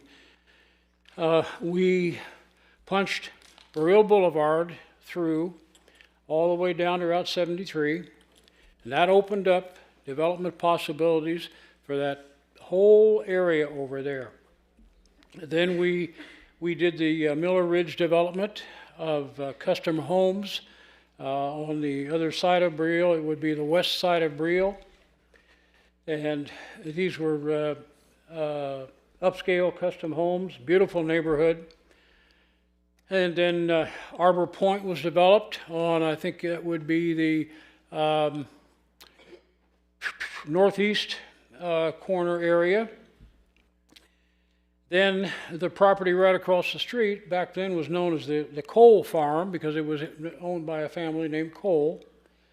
And that ended up being purchased by the school system. There was a lot of discussion about should we, shouldn't we, and so forth. And the decision finally arrived at was, yes, we should do that. And I'll tell you why. Wildwood School, where my kids went to school, was coming apart at the seams. We had closed down Maple Park Elementary, we'd closed down Spring Hill Elementary, and most of the students from both of those buildings were feeding into Wildwood, and it was, like I said, coming apart at the seams. Some of the children were moved to the, shoot, I can't remember it, Jefferson School on Charles Street. And I think it has long since been torn down. Anyway, space was needed. So after a lot of discussion, and I was involved in that, the decision was made to purchase that land, and that's where Miller Ridge Elementary sits today. And I wouldn't be a bit surprised if somewhere down the course of time that it will be expanded. Another item that we did, and this was a big item, it was referred to earlier this evening, and that was the Sun Coke project. We had to change the zoning in order to allow the Sun Coke plant to be built, and that resulted in several hearings. It was mentioned earlier this evening. We filled this room. We filled the balcony. There was so much interest in that. And there were concerns that had to be addressed. So we took our time and we addressed those concerns. And everyone got on board at the end of the day. And Sunoco Oil Company then built the Sun Coke plant. And the situation today is that the steel company buys every bit of coke that Sun Coke produces. And you don't even know it's there. Driving down Route 4, you can't even see it. You see a little bit of it on Yankee Road, but it's turned out to be a mighty good neighbor. Another project that we did was the Atrium Hospital development. After many discussions, the decision was made to purchase that land. The city purchased that land. I think the price was $5 million, but it was a good move. And then literally deeded it over to the Hospital Association. Then the new hospital was constructed because the old hospital on McKnight Drive, it was just overwhelmed. You know, when it was first built back in the early 1900s and referred to as up on the hill, and that was kind of a joke when I went to the hospital. Well, you're going to spend some time up on the hill. What meant the old Middletown Hospital. So it was time to move on, and that's the reason that project all came about. Then the last project that I was involved in was that of Renaissance out off 122. And that was an interesting project because for a while it came to a standstill. The developer started developing it, and then in 2008 the economy tanked, and he began to have financial difficulties and had to pull out. And then a short time later, Henry Fisher out of Cincinnati began purchasing parcels of that land, and then resumed work building out there and selling houses. And I believe today it's been developed all the way down to Hendrickson Road. So that was another good project. The point in sharing some of these things with you is they were all good projects. They all took a lot of work. They've all benefited the city. And it was important in really most all of them that someone from the school board be part of those conversations because there were things to be considered. And we did that. I was the representative involved, and there were good outcomes on every one of those. So that's just to give you a sample of the things that can be done when the city and the school system work together. And it's important that we do that, always, because we're serving the same stakeholders, the students and homeowners and taxpayers of the city of Middletown. Now, after that review, and with all due respect, I need to ask a question of you all. And that is, what is going on with the, I'll use the word attempt at removing a school board member from the City Planning Commission? To me, that would be a huge mistake, because input is needed from the schools. And additionally, that position is only 1 out of 7. Now, nobody should be threatened by that relationship. It's only 1 out of 7, but it's an important 1 out of 7. That communication is important to take place. I've been hearing about this for, 5 or 6 months, but I've never heard a reason given. I mean, why would we want to take apart something that I consider to be a very positive relationship that has existed for over 65 years? And there's never been a problem. Never. All of a sudden there's a problem. I don't know what the problem is. It's never been stated. We're out here in the dark hearing that somebody desires to do this, but we don't know why. And quite frankly, I don't think that's fair. I don't think that's fair to anybody. I don't think it's fair to you. I don't think it's fair to us. I don't think it's fair to the school people. All of a sudden there's a desire to do this. So, again, what's behind it? I'd like to know. I think we out here who elected you up there to represent us deserve an answer. What is expected to be gained by doing this? In my opinion, nothing would be gained, and a whole lot would be lost, because we would be losing a collaborative and communication link between the schools and the city. We need to be working together.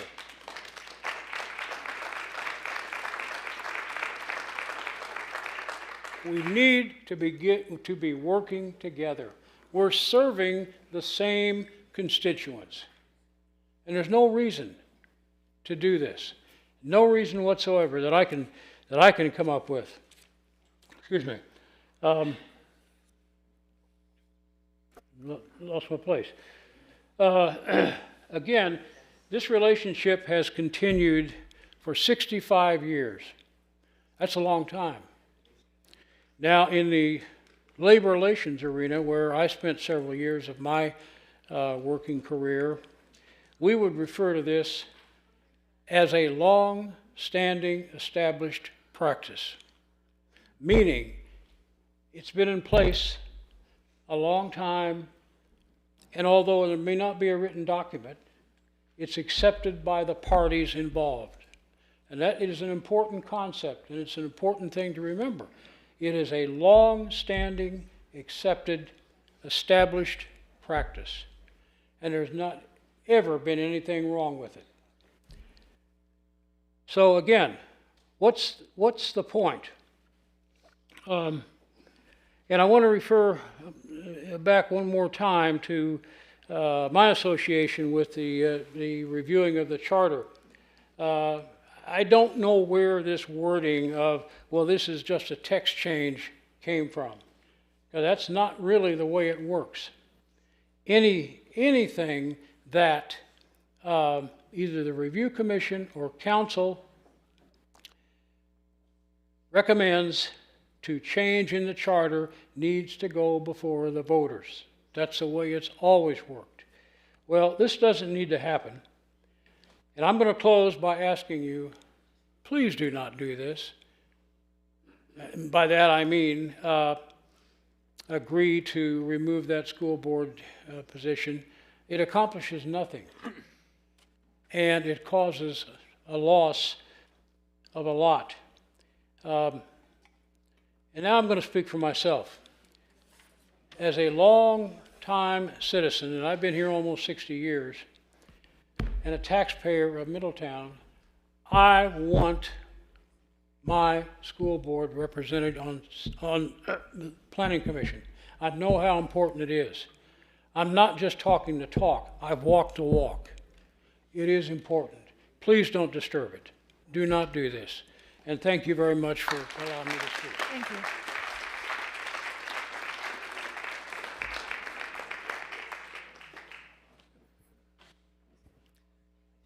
Is there anybody else who wishes to speak in opposition?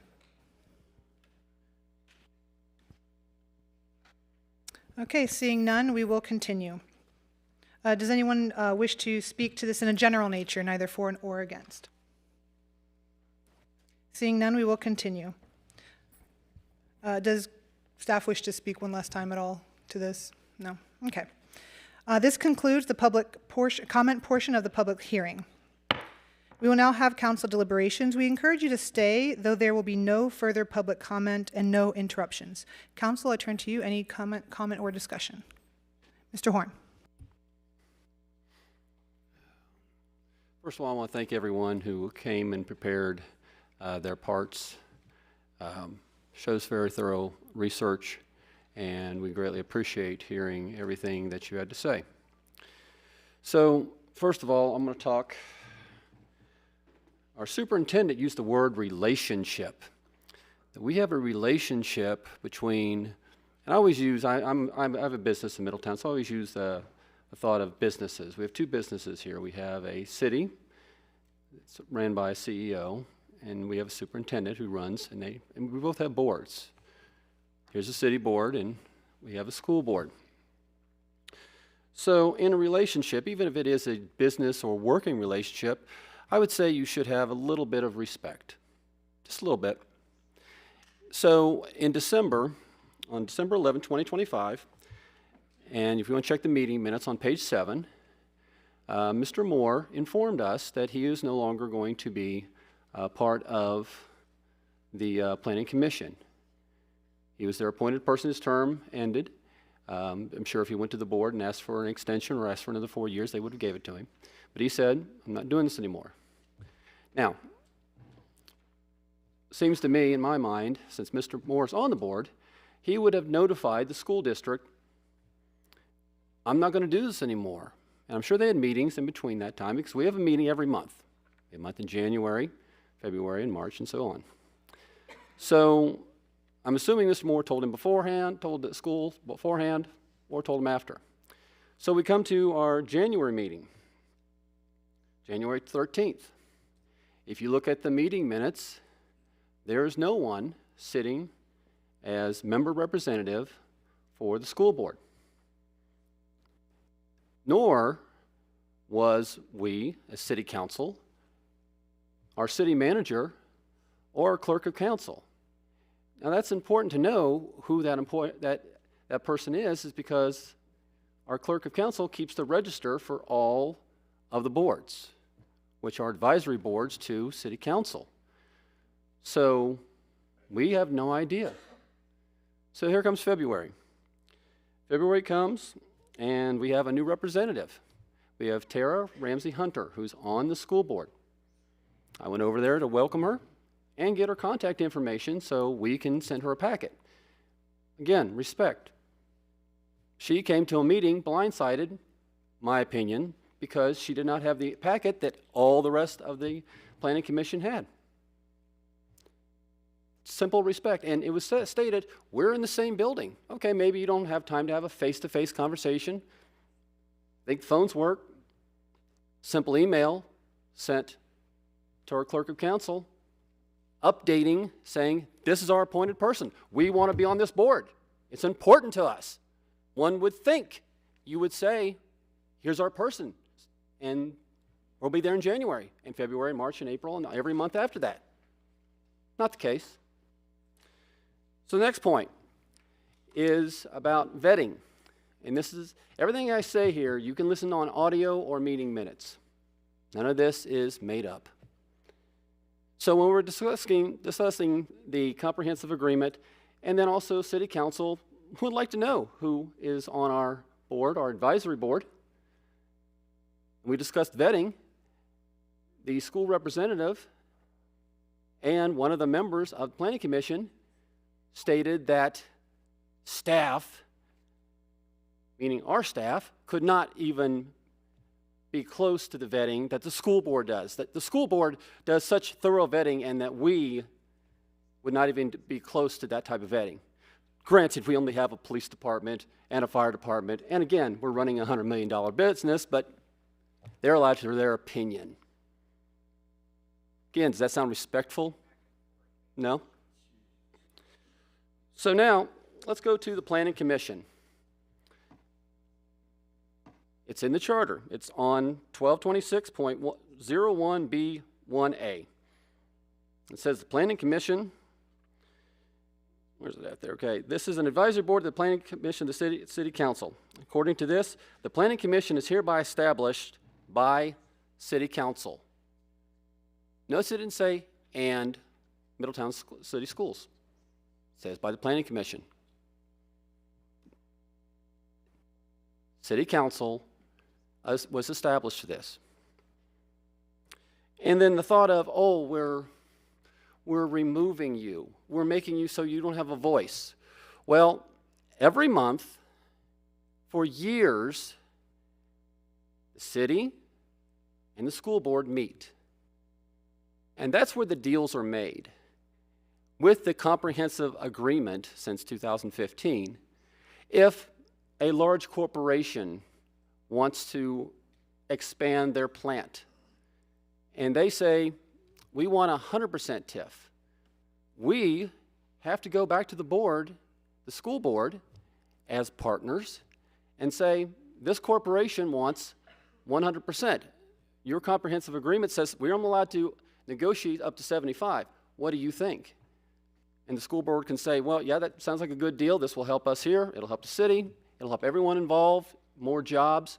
Or the city might, or the school district might come back and say, no, we want 85.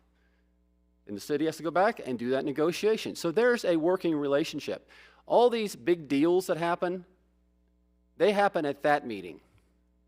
They will never happen at the Planning Commission.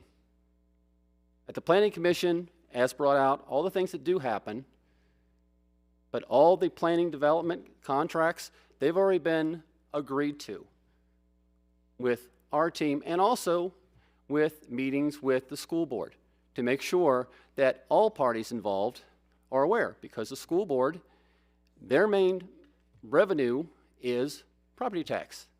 Our main revenue is employment tax. So yes, we need that partnership. I fully agree. But the statements I've made that at the Planning Commission that we're making these six-figure, seven-figure, possibly eight-figure deals at Planning Commission is incorrect. Those are made with the monthly meetings between our two corporations. We also seen a document from 1959. And things change. If you read that document, it had a lot of positive reasons why we were doing what we're doing. But if you notice, the city manager does not sit in the planning commission. The city planner does. The planning commission does not have a president, vice president, secretary. We have a chairman and a vice chairman, and actually the city planner is the secretary.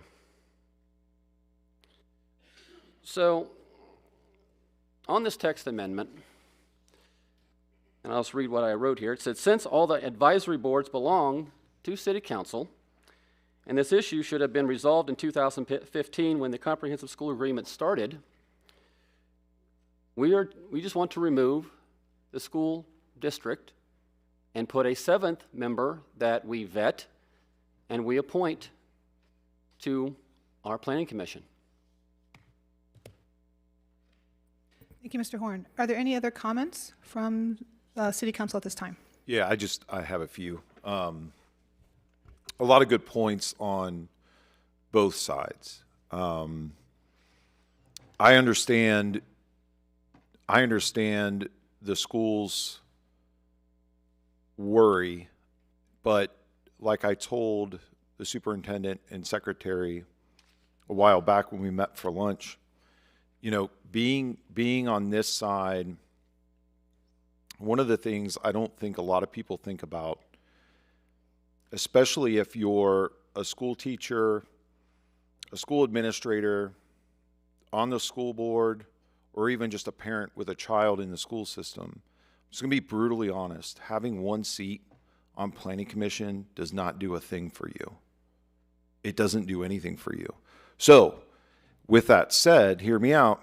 With that said, one of the things that I suggested multiple times to multiple parties, being in this seat, knowing that the school system and city administration meets once a month, if we were to change this, how can we improve it?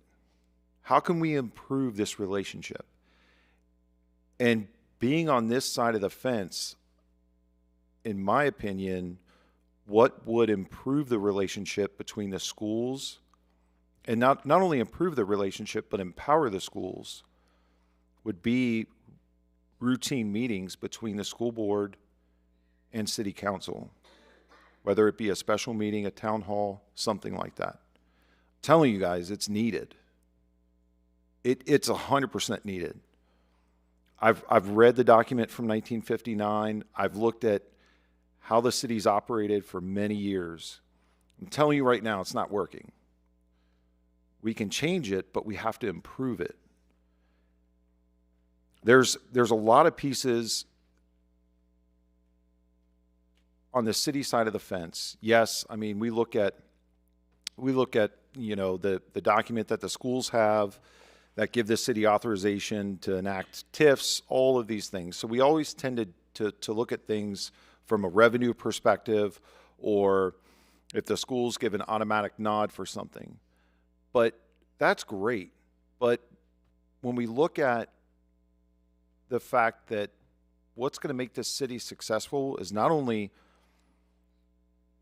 city administration, city council, but a big piece of that, the other significant piece that's equally important are the schools.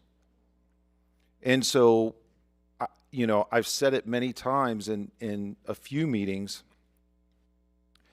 but since there's a lot of folks here tonight, that is my plan. And I even took it a step further, and I invited the schools/school board, whatever they felt comfortable with, to join us in January at the strategic planning session. I think having one seat on the planning commission is a huge disservice to everybody involved in the schools and every citizen in this town. It's not doing anything. It's not doing anything. It's not even a voice for the schools. So you look at it, planning commission is 7 seats, up here is 5. So essentially, you're one of 12 if you want to look at it that way. I would rather see where we can work directly, not only as a council, but the school board work directly with us. how that would look, I'm open to suggestions, but I'm telling you right now, on this side of the fence, it's not working. What the document from 1959, it's not working, guys. We don't know, as a council, we don't know what the schools are looking for or what the school's priorities are, and probably vice versa for the most part. Maybe at a city administration, school administration level from the monthly meetings, there might be some ideas discussed, but from a council perspective, we don't know. And I want to work directly with the school board. I want to work directly with the superintendent, the secretary, because we don't know. Having one seat on planning commission is doing nothing. It's kind of like a Band-Aid over 20 bullet holes. It's not doing anything, guys. Educational choice keeps expanding. If we want to talk about some hard truths, educational choice is expanding in this city by the state. And that's fine. You can wave your hand at me. And that's fine. No more public comment. Thank you. Please continue, Mr. West. This is why so change is very hard in this city. And that right there is why. Change is very, very hard. We have to move forward. And as the schools, educational choice keeps expanding. It hasn't ever been discontinued or retracted back. It keeps expanding. It's a major competitor now for public schools. And more families in this city are sending their kids to private schools, well, some private schools for free. For example, St. John 23rd, 100% tuition's covered. Middletown Christian, part of tuition's covered. So that right there is an easy choice for some families to say, hey, we'll send our kids to another option. And it's very true. Because that's what I did, and that's what my friends do. But I don't want everybody to do that. I want the schools to have a better relationship, not only with the city, but especially city council, and having one seat on planning commission. That's not the path to success. Thank you. Thank you, Mr. West. Any other comments? Mr. Lawley.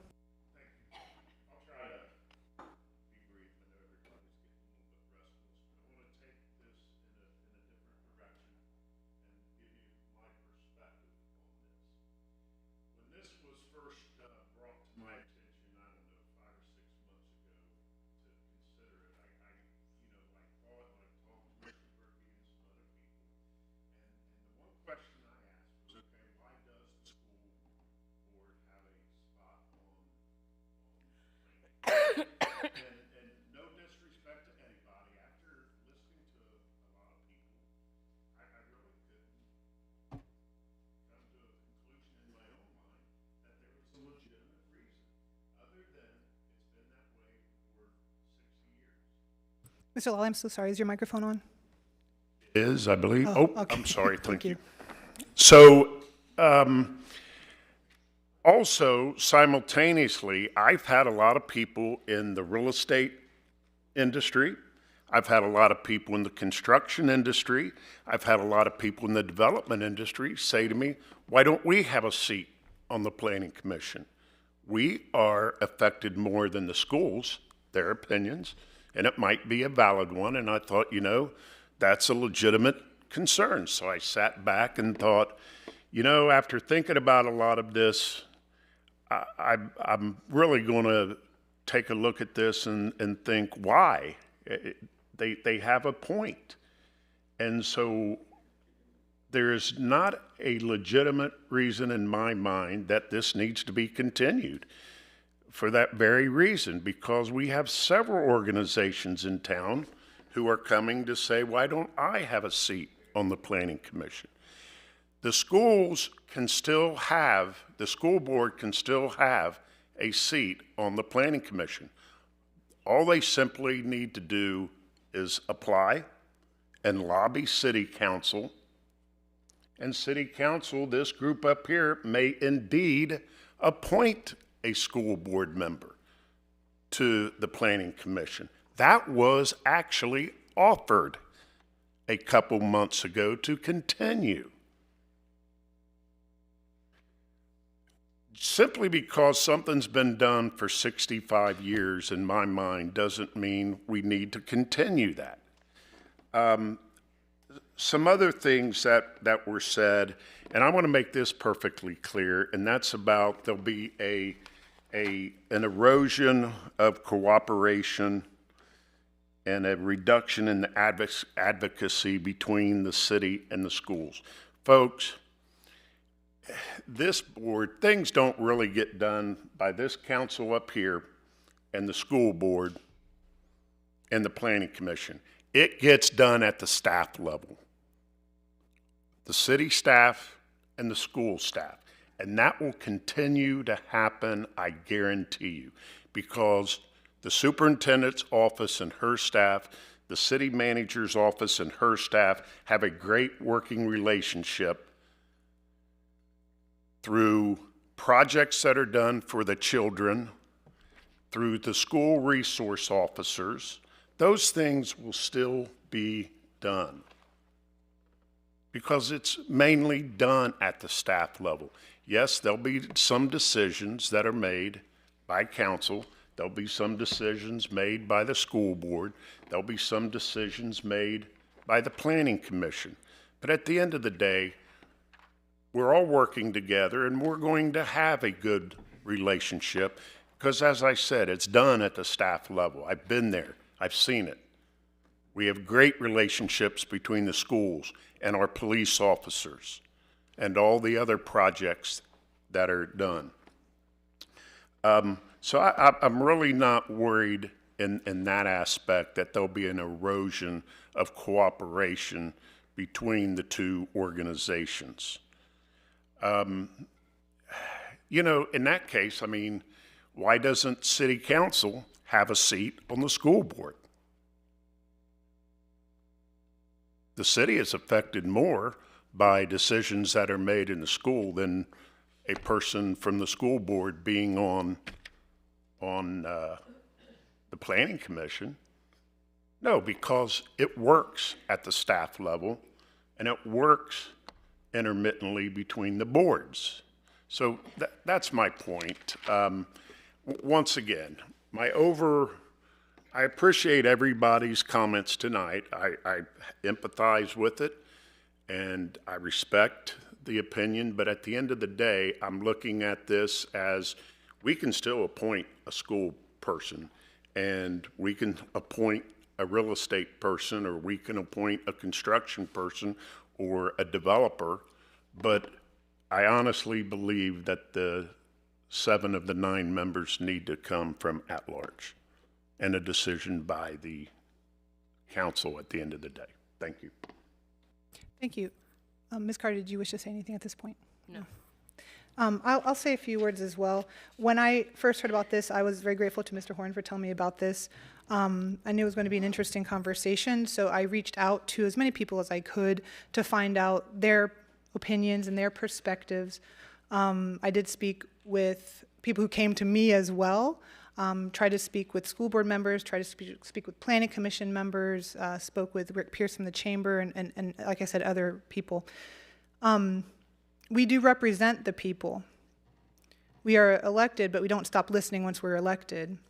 And everybody was in favor of keeping this relationship, and they had very good reasons why. We heard them tonight. I do agree with those reasons. I do think that this is working. I see how the school is impacted by decisions that are made. They do need that instant access, and it is helpful to have a person on the board to be able to speak up. Being able to have a vote is a voice. That is that's how we speak. So I think that is important. That was mentioned. We do have the school city meetings. I believe that was created for the community center, I believe originally, Mr. Lally. Yes, it's a nice meeting. We do talk about the SRO contract and things like that. It's not official, it's not recorded, it's not on minutes, it's not in the charter. I think this relationship is important in that way. Let me see if I have anything else I'd like to say.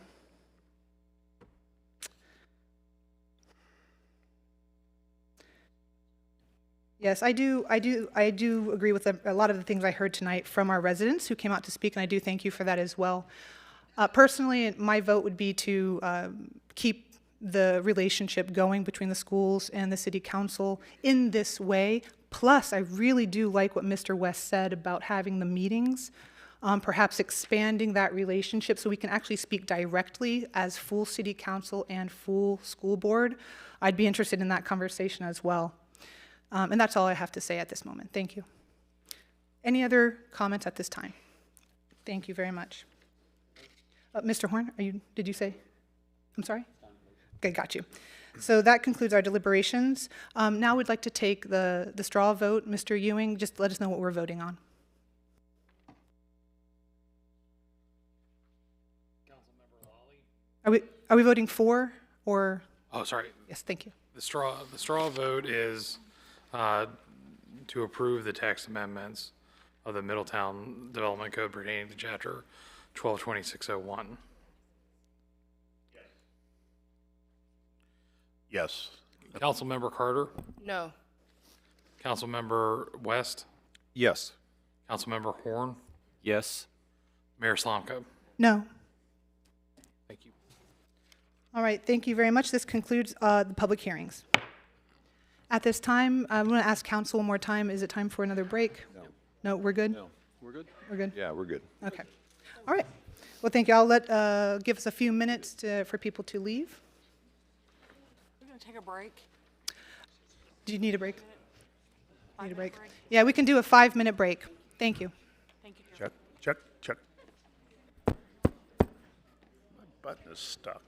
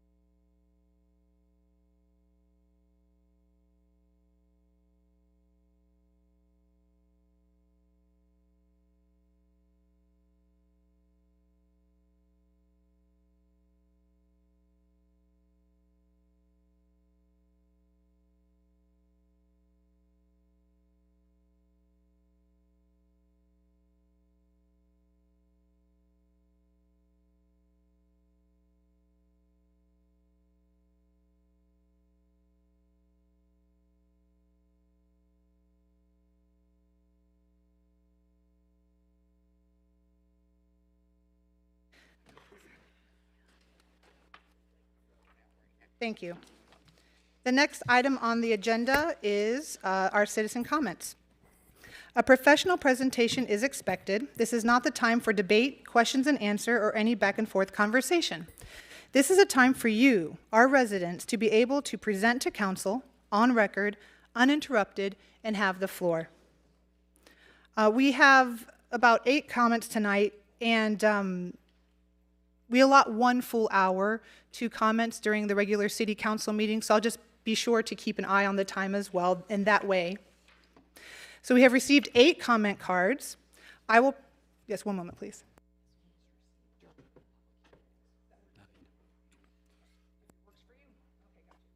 We have received 9 comment cards this evening. I will prompt each speaker for their next steps when they reach the podium. And first, I would like to call Melinda Stidham to the podium.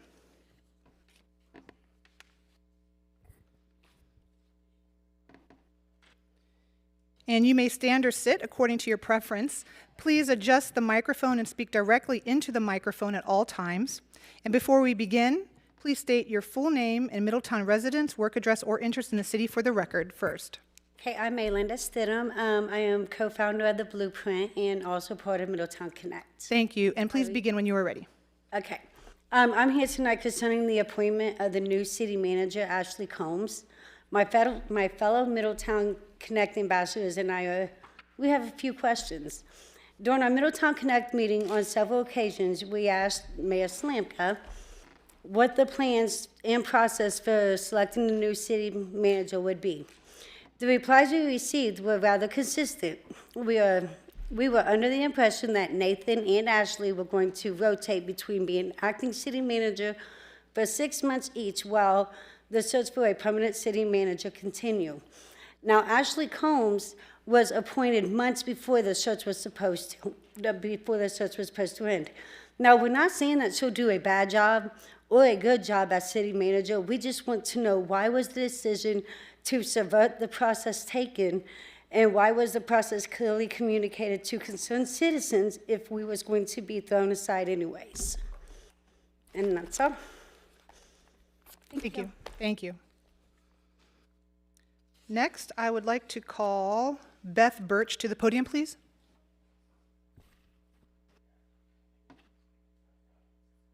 Is Beth, okay, thank you. I hear you, thank you. Well, you may stand or sit according to your preference. And please adjust the microphone and speak directly into the microphone at all times. And before we begin, please state your full name and Middletown residence, work address, or interest in the city for the rest. My name is Beth Birch. Do you need my address? Yes, please. 4815 Lefferson Road. Okay, thank you. Please begin. I live on Lefferson Road in the Blue Ball area between Cincinnati-Dayton Road and Brill Boulevard. Back in 2011, the city contracted with SK Construction to come in and revamp Lefferson Road. With that being said, we got the curbs and the sewers. We did not get the sidewalks. At the time, it was mandated that at some point we were to hook up to the sanitary sewer at the road. There was a few people that jumped on board with doing so very quickly and stuff. I and several others held off for many, many years until 2019, when the health department sent a certified letter, January 2019, stating that it is now mandated that we are to hook up to the sanitary sewer. Most of us, we ask why, we don't want to do this. The funding was a big part of that, of why we couldn't hook up. Health department just explained to us that it's time, it's mandated, the EPA, this and that and the other. So September of 2019 was your final hookup. That was it. If you did not hook up, Jackie from the health department and Janae Warner at the time told us that if we did not hook up at that time, we were going to ensue legal action. They were going to ensue legal action. They would put liens on our homes, mortgages. We asked, hey, if we don't hook up, what happens? Again, They're going to put liens on our homes. They're going to tack it onto our property taxes. They are going to have the city come in and do it. Da da da da da. Moving forward, pretty much there's, I think, 40 houses on that road.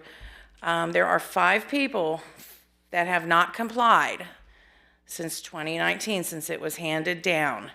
In that period, the residents that have complied and who did hook up, our water rates doubled. We are now paying sewer charges. Since 2020, they have went up 4 times. Our sewer rates have. 5 violators, they are still paying old rates. They're not paying sewer surcharges and all that good stuff. I have asked and asked why. They went to court. I'm sorry, back up. They did take them to court in 2021. They gave them a $150 fine and told them to comply within 1 year. Nobody has done it. And the legal department, when I talked to Jackie says it's been turned over to legal and there's nothing more she's going to do or will do. And so legal, I mean, I can't talk to legal. I'm a troublemaker. So is there any way council can, I don't think it's fair that we're paying the new rates and we're paying sewer charges while the 5 people are not. I don't think it's fair. I think it's fraud, really, that they've not been made to comply. They're not. We were told that they were going to make them pay sewer charges even if they didn't hook up. With that being said, again, I talked to I'm not going to say any names, someone in the health department. I found out that here recently, she said they sent 700 letters out, and I said 700 letters. I only got 5 people on Lefferson. This letter was sent out to the Amanda, Oxford State Road area that... Ms. Birch, I'm sorry, that is time, 4 minutes. I do welcome you to come back to the next meeting, write us a letter, give us a call. Thank you so much. Please be seated. Yeah. Thank you.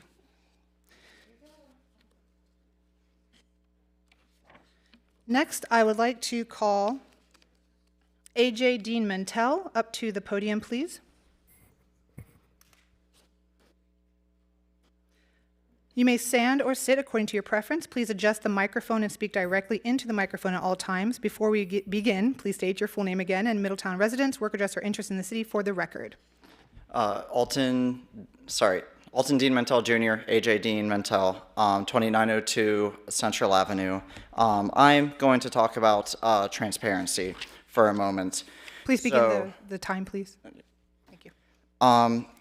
So, as I'm sure many of us in this room are aware, that, sorry if this is too loud, and I also see many people online always talking about wanting more transparency from our local municipal governments. I understand that this must be frustrating for you guys and for the staff to hear. After all, the city has made many attempts and measures to increase civic engagement and include people in the process by posting polls on social media and reminders to attend council and speak on issues. But I think that this is tied to a larger nationwide systemic issue. It's an alienation, a disconnect from our ability as citizens to effectively be part of any decision-making process. I think that a lot of people would agree with me that there are some decisions that have been made in the city that have bewildered us that stem from a lack of transparency. I am here right now as a member and ambassador for Middletown Connect, not as a planning council or a commission member. And at last night's meeting, we had an extended conversation about the way in which the new city manager, Ashley Combs, was selected. So we're not opposed to her in any way. We wish her a lot of luck in her new role. But it was communicated to us on multiple occasions that there would be this 6-month rotation between her and another gentleman I don't remember the name of, while the search continued for an acting city manager, or for a permanent city manager. We were all very confused how this decision was made in a much smaller time frame than what we were told multiple times. We don't want to remove her. We just want to know why was this action taken? Why was this course, this deviation taken from the way that that we were told it was going to happen? Other things involving transparency that I've seen noticed at these meetings is I don't know the specifics on this, but members talking about the tax department in Middletown not aligning with the federal code and regulation on how matters are addressed. I'm sure you'll be hearing about that from us soon. And there are other issues about transparency that people in the city, I'm sure, are aware of that I'm not. A few that come to mind would be the senior center on Central, how that situation precipitated. And no disrespect, but Mr. Lawley being on this council after his stretch as, I believe, the acting city manager, and whatever happened there, it's just bewildered a lot of us. So transparency is key for a working relationship between the municipal government and its citizens, and that is something that I would like all of you to keep in mind as we proceed. Thank you. Thank you.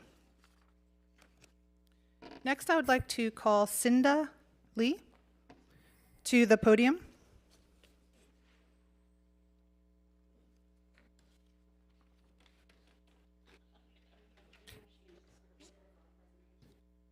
No, I'm doing it in order. She asked if I'm doing her in order, bringing them to the podium in order of the presentation. I'm bringing people to in order as submitted. I have you, and then I have Gary. Who is this? Meg. Absolutely. Okay, so if you would take a seat, please, Ms. Cinda. And Meg Malampy is at the podium at this point. So before we start, again, you may stand or sit according to your preference. Please adjust the microphone and speak directly into the microphone at all times. Before we begin, please state your full name and Middletown residence, work address, or interest in the city for the record first. Okay, my name is Meg Malampy. I live on Howell Road, 5655 Howell Road in West Middletown. I'm born and raised in Middletown, though. I've been rescuing animals since I was beyond 14. Restart the clock, please. Thank you. Good evening, council members and community members. I'm here to address the laws protecting cats, including the feral cats in Ohio. Locally, there seems to be confusion about whether these animals have legal protections that I want to clarify. Under Ohio Revised Code Section 959.131, all cats, whether pets or homeless, are considered companion animals under the law. This legal classification is significant because it means that harming, neglecting, or depriving a cat of necessary sustenance is a felony offense in Ohio. It doesn't matter if the cat is inside a home or living outside, all cats are protected. This brings me to the recent actions taken by the animal control officer in Smith Park, where food, shelters, and dishes with a total estimated value of $560 were removed and destroyed. While the intent may have been to manage the cat population, the consequences of this action conflict with Ohio law. Section 959.131 clearly states that no person shall torture an animal by depriving it of necessary sustenance. Removing food and shelter from these cats who have no means of providing for themselves directly contradicts this law. Studies have shown when food sources are scarce, feral cats are likely to move closer to human habitations, and malnourished cats have a greater risk of developing parasitic infections. With cats moving closer to humans, this leads to the potential of those infections transferring to your home and your pets. Cats will also continue to breed despite the lack of food. So the moral of the story is that feeding bans do more harm than good when it comes to trying to control feral cat populations. It is especially vexing since there is a humane and legally compliant alternative, that is the trap, neuter, return, which is the TNR. TNR has been recognized nationally as the most effective and ethical way to reduce feral cat populations. The issue of the stray cat population was last brought before the council in December of 2018, but because there was no animal control officer in place, the matter was instead the matter was tabled. Now, years later, the problem remains unresolved. Instead of resorting to inhumane and legally questionable tactics like food bans, we must focus on solutions that are both effective and lawful. I urge the council to review this matter carefully and ensure that any action taken aligns with state laws and humane treatment standards. Feeding bans and shelter removals are not just ineffective, they violate the protections that Ohio law provides for these animals. Thank you so much for your time. Thank you.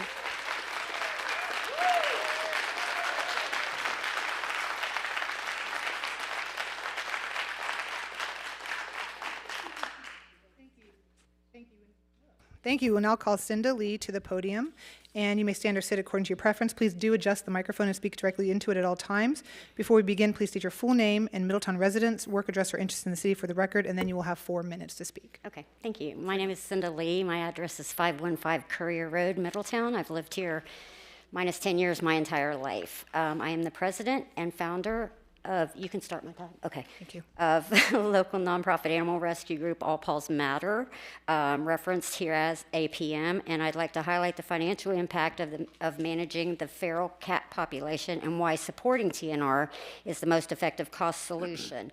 APM has been actively working to control the feral cat population locally, including Smith Park, through TNR and emergency care. To date, All Paws Matters has altered 1,477 cats in the tri-state area. 140 of those cats were pregnant, and thanks to TNR, prevented the birth of 700 kittens or more born into homelessness. I said nest twice, sorry. The financial commitment of these efforts is not small, but the alternative, doing nothing or implementing ineffective policies, is far more costly in the long run. The 5 Smith Park cats that APM captured for TNR significantly reduced future stray births. We just did that in the last 2 weeks. They were dumped after the shelters and food and everything was banned. We take them in for their vet care. So and those costs included one cat at almost $60, one cat at $159, and the third one was $130 something. So our total just recently was over $350.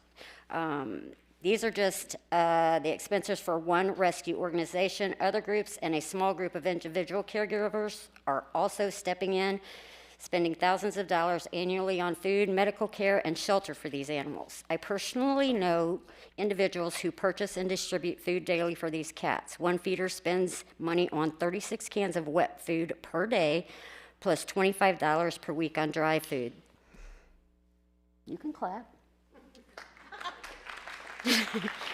If the city is not able to support a TNR program, it seems it would be in the best interest of all concerned for the city to support the ongoing efforts of caregivers and rescue groups. In contrast, the recent removal of food and shelters from Smith Park cost, which totaled $560 in out-of-pocket expenses for caregivers, destroying supplies, but accomplished nothing productive. Studies show that when food sources are removed, cats don't just disappear. They move closer to human homes in search of sustenance, increasing the risks of disease, parasite infestations, and conflicts with pets.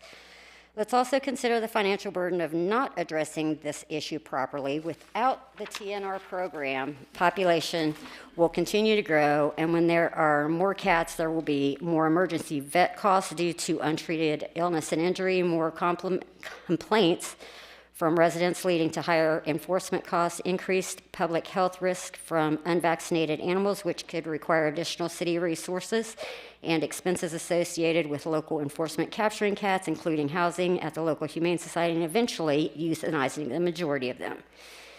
Clearly, TNR is not just the humane solution, it is also the most cost-effective one. Instead of spending money on ineffective measures like removing food and shelters, the city should support low-cost spay-neuter programs, vaccination efforts, and community partnerships to humanely and efficiently manage the cat population.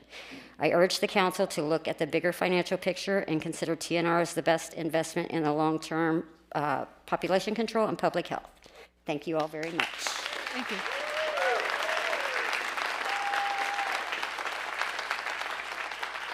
I would now like to call Gary Gecking to the podium, please. Thank you. You may stand or sit according to your preference. Please adjust the microphone and speak directly into the microphone at all times. Before we begin, and you have your 4 minutes, please do state your full name and Middletown residence, work address, or interest in the city for the record. Then you will start the 4 minutes. Okay. Good evening. My name is Gary Gookin, and I live at 4478 Wayne Madison Road in Trenton, Ohio, Madison Township. Feral cats are a growing issue in the United States. I can't even read. While there is the definitive figure on how many feral cats live across America, estimates put the number at between 30 and 80 million cats. Free-roaming cats take care of themselves in a world that is often hostile and dangerous for them, and they form colonies as a survival mechanism. In Middletown, we have an opportunity to make a difference with the cats at Smith Park. These cats did not choose this life, and you might be surprised to hear that many of them are not feral. Most of them are not feral. It is clear some of them were once in homes with access to food, but have subsequently been abandoned. Rightfully, they are afraid and are very wary of humans. The dedicated team of volunteers caring for the cats at Smith Park have seen the fear in their eyes and their behavior. We have, over time, formed bonds with the cats at Smith Park. We've named many of them, all of them, as a matter of fact, have names, and even loving attention to those who accept it. We have developed a level of trust where many of the cats would come to greet us upon our arrival at the park, and they came not just for food, but just for attention and affection that they crave so much. Thank you. Thank you.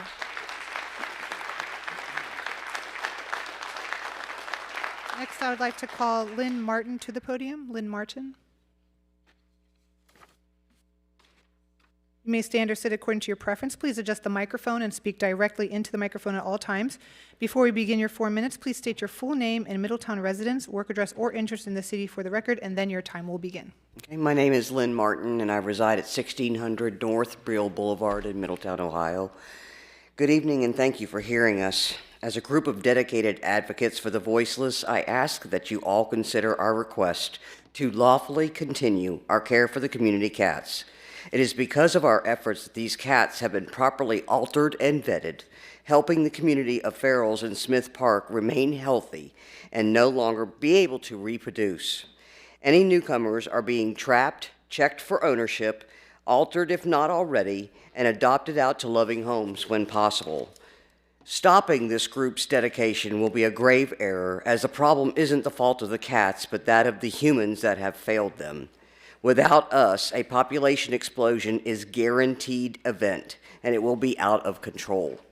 We are all volunteers and seek no taxpayers' money. Any donations we receive are from like-minded individuals and groups who support communities like ours.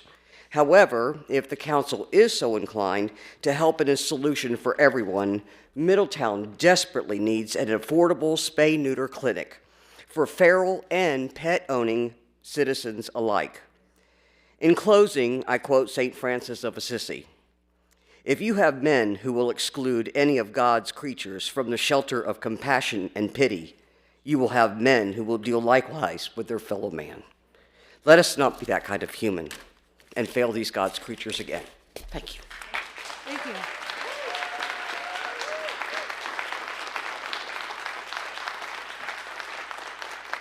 I would like to invite Sharon Ollinger to the podium.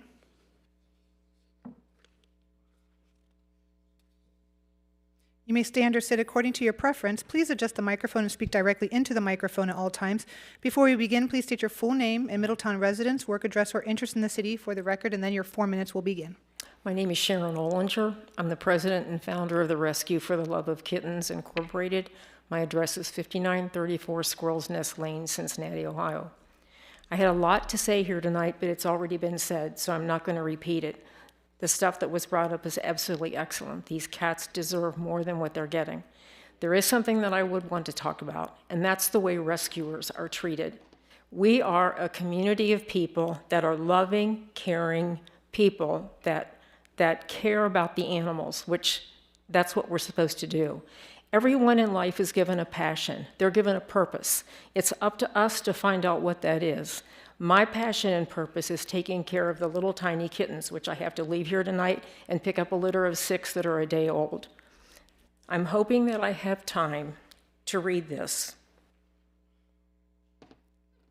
because it speaks to who rescuers are.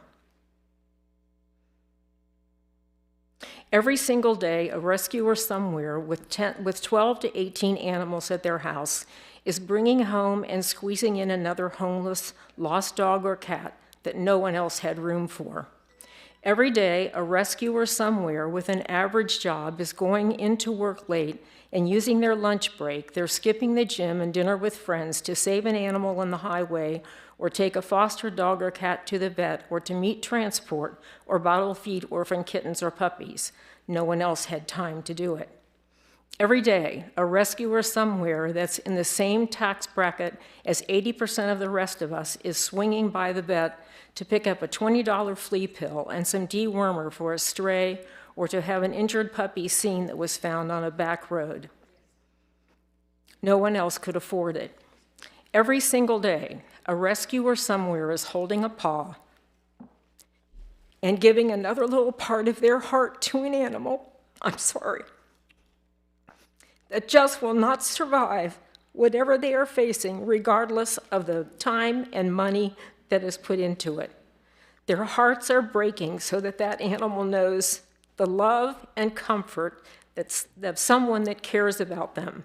No one else could stand to watch it die. Every single day, rescue is a choice that some of us make a priority, but it's a conviction that's buried deep within us to help the helpless and to speak for the voiceless and give everything that we want to say to save innocent lives that can't save themselves and didn't ask for the way they have to live. We are haunted by the ones we couldn't help or we lost. Lost my place now. We are tormented by living beings that feel pain, suffering, and being alone. We find room and time and money to do what it is in our hearts, as do most people with what they find important. Most people that have hobbies or passions, they go ahead and do them no matter what other people say. I'll paraphrase this now. They are criticized for the money they spent and the time they spent. Rescue is a passion for us. All we ask is that you listen to us when we talk about the cats and their needs and let us do our job. Let us do what's a passion for us. We'll be out there in the middle of the night sometimes doing things. Like I said, I'm going tonight and picking up 6 one-day-old kittens. Am I going to get any sleep tonight? Nope. Probably won't for the next several nights, a couple weeks or so. But everything that was said tonight is absolutely right on. This is not a cat problem, it's a people problem. I understand that there were some complaints about trash at Smith Park. Cats are not making trash, people are. So that's where you should be focusing on, and is who's doing that. It's not the cats. Thank you, Ms. Ollinger. Thank you. All right. Thank you for your time.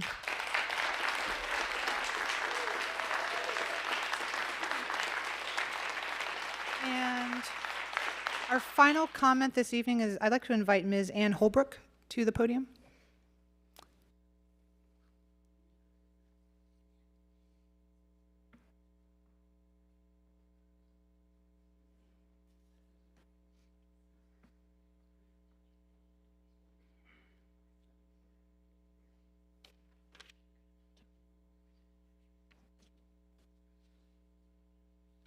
Please sit or stand according to your preference. Please adjust the microphone and speak directly into the microphone at all times. And before you begin, please state your full name and Middletown residence, work address, or interest in the city for the record, and then your 4 minutes will begin.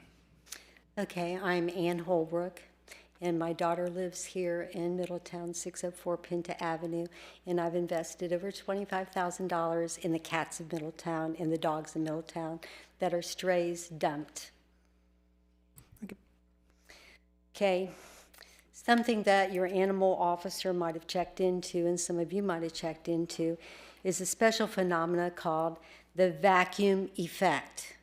This is where a community or town decides to remove all the cats from an area. They think that will solve the problem, but it doesn't, because the population will rebound as a natural phenomena known as the vacuum effect, and the community instead will end up with costly, endless cycle of trapping, killing feral cats. It could also be dogs if the situation is that. And that this is the most ineffective way for the colony to be taken care of. This is what is sad to me, is that my background is I worked at NASA headquarters as research. And so it's not too surprising that when I started looking at this, I knew that this had happened, but I did not know what it was called. And it's called the vacuum effect. And feel free to look this up. New York City found out the hard way about it when they moved them out of a park. And Bellingham, Washington, the same thing. Pennsylvania, the same thing. So this is something that is very common that many know about. Therefore, many towns and cities have TNR programs instead. TNR and M programs. The M stands for monitoring. And this is where you deworm, vaccinate to protect other people's pets. Because if you don't do that, then you're inviting infections into your neighborhood. The feral cats aren't causing the problem. The lack of knowing what to do with them, people are causing the problems. And many of them are dropped off literally by people, owners, that should be the ones paying the fines to pay for a TNR program and M program here in Middletown. My daughter was backing out of her driveway one morning while someone dropped a kitten on her driveway. This is ridiculous. They don't even try to hide it anymore here. So it's very important that you think about a program and a city like this that will say, if you are found doing this, you will be fined $5,000 per animal, because it's out of control and people don't care. You need to care. Therefore, in these cities where they've tried these programs and it didn't work, they now have tried the TNR monitoring program. The volunteers are vets and other people, such as the people you heard talking about, they're doing it, and they set up stations, and they set up the stations in a very concise way that the ASPCA has set out, Project Baycat in the Bay Area of San Francisco has set out. So there are other cities that have done this before.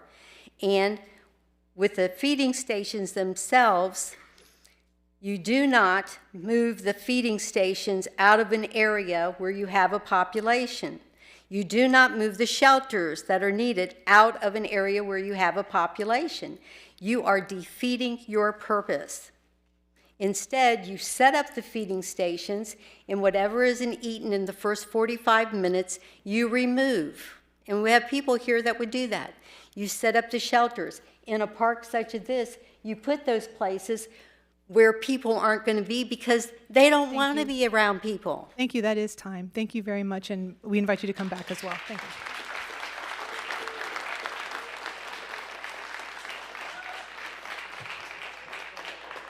That concludes our public participation. Next item on the agenda is council comments.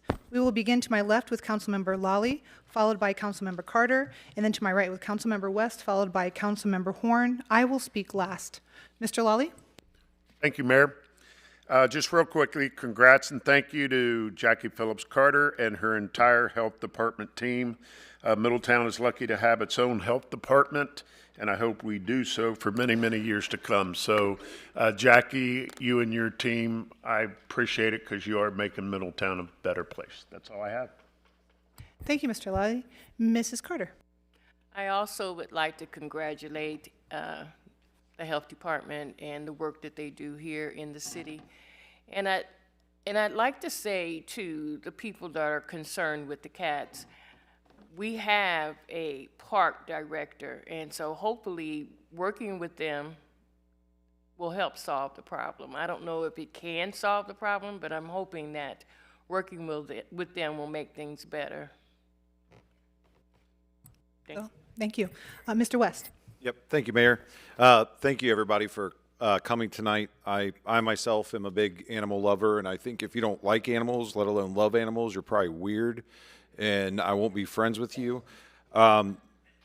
Many years ago, when I was in college, I actually worked with some of the previous wardens that at the county level and Animal Friends Humane Society back when they were in the horrible building in Trenton. At least now they have the new facility. But so I mean, I've seen the rescues, I've seen TNR programs, I've kind of seen it all. And the work that you do, definitely, it's hard. I mean, very rarely does it work out well. So it takes definitely a special type of heart to go out there and care for these animals. So, when this first kind of broke for us from the council perspective, I kind of wondered, what had changed in the park or whatnot. Being here on council, I mean, I think, the misconception is, council makes the decision or council understands all of the previous city ordinances that have been, passed for decades and decades. I mean, tonight we looked at a document from 1959. So the ordinance that, I think it was in 2002, correct me if I'm wrong, Ashley, which year was that ordinance or that line item of the ordinance that was passed? Yeah, that was feeding 2018. Okay. So either way, long before my, my seat up here, but, there was an ordinance that was passed banning, the feeding of, blah, blah, blah, blah, blah, right? Whatever legal jargon they put in there. So, and there's a lot of ordinances like that, right, that the city has. And so at any given point, they can be enforced, they can not be enforced for years, long story short, I didn't know this ordinance was around.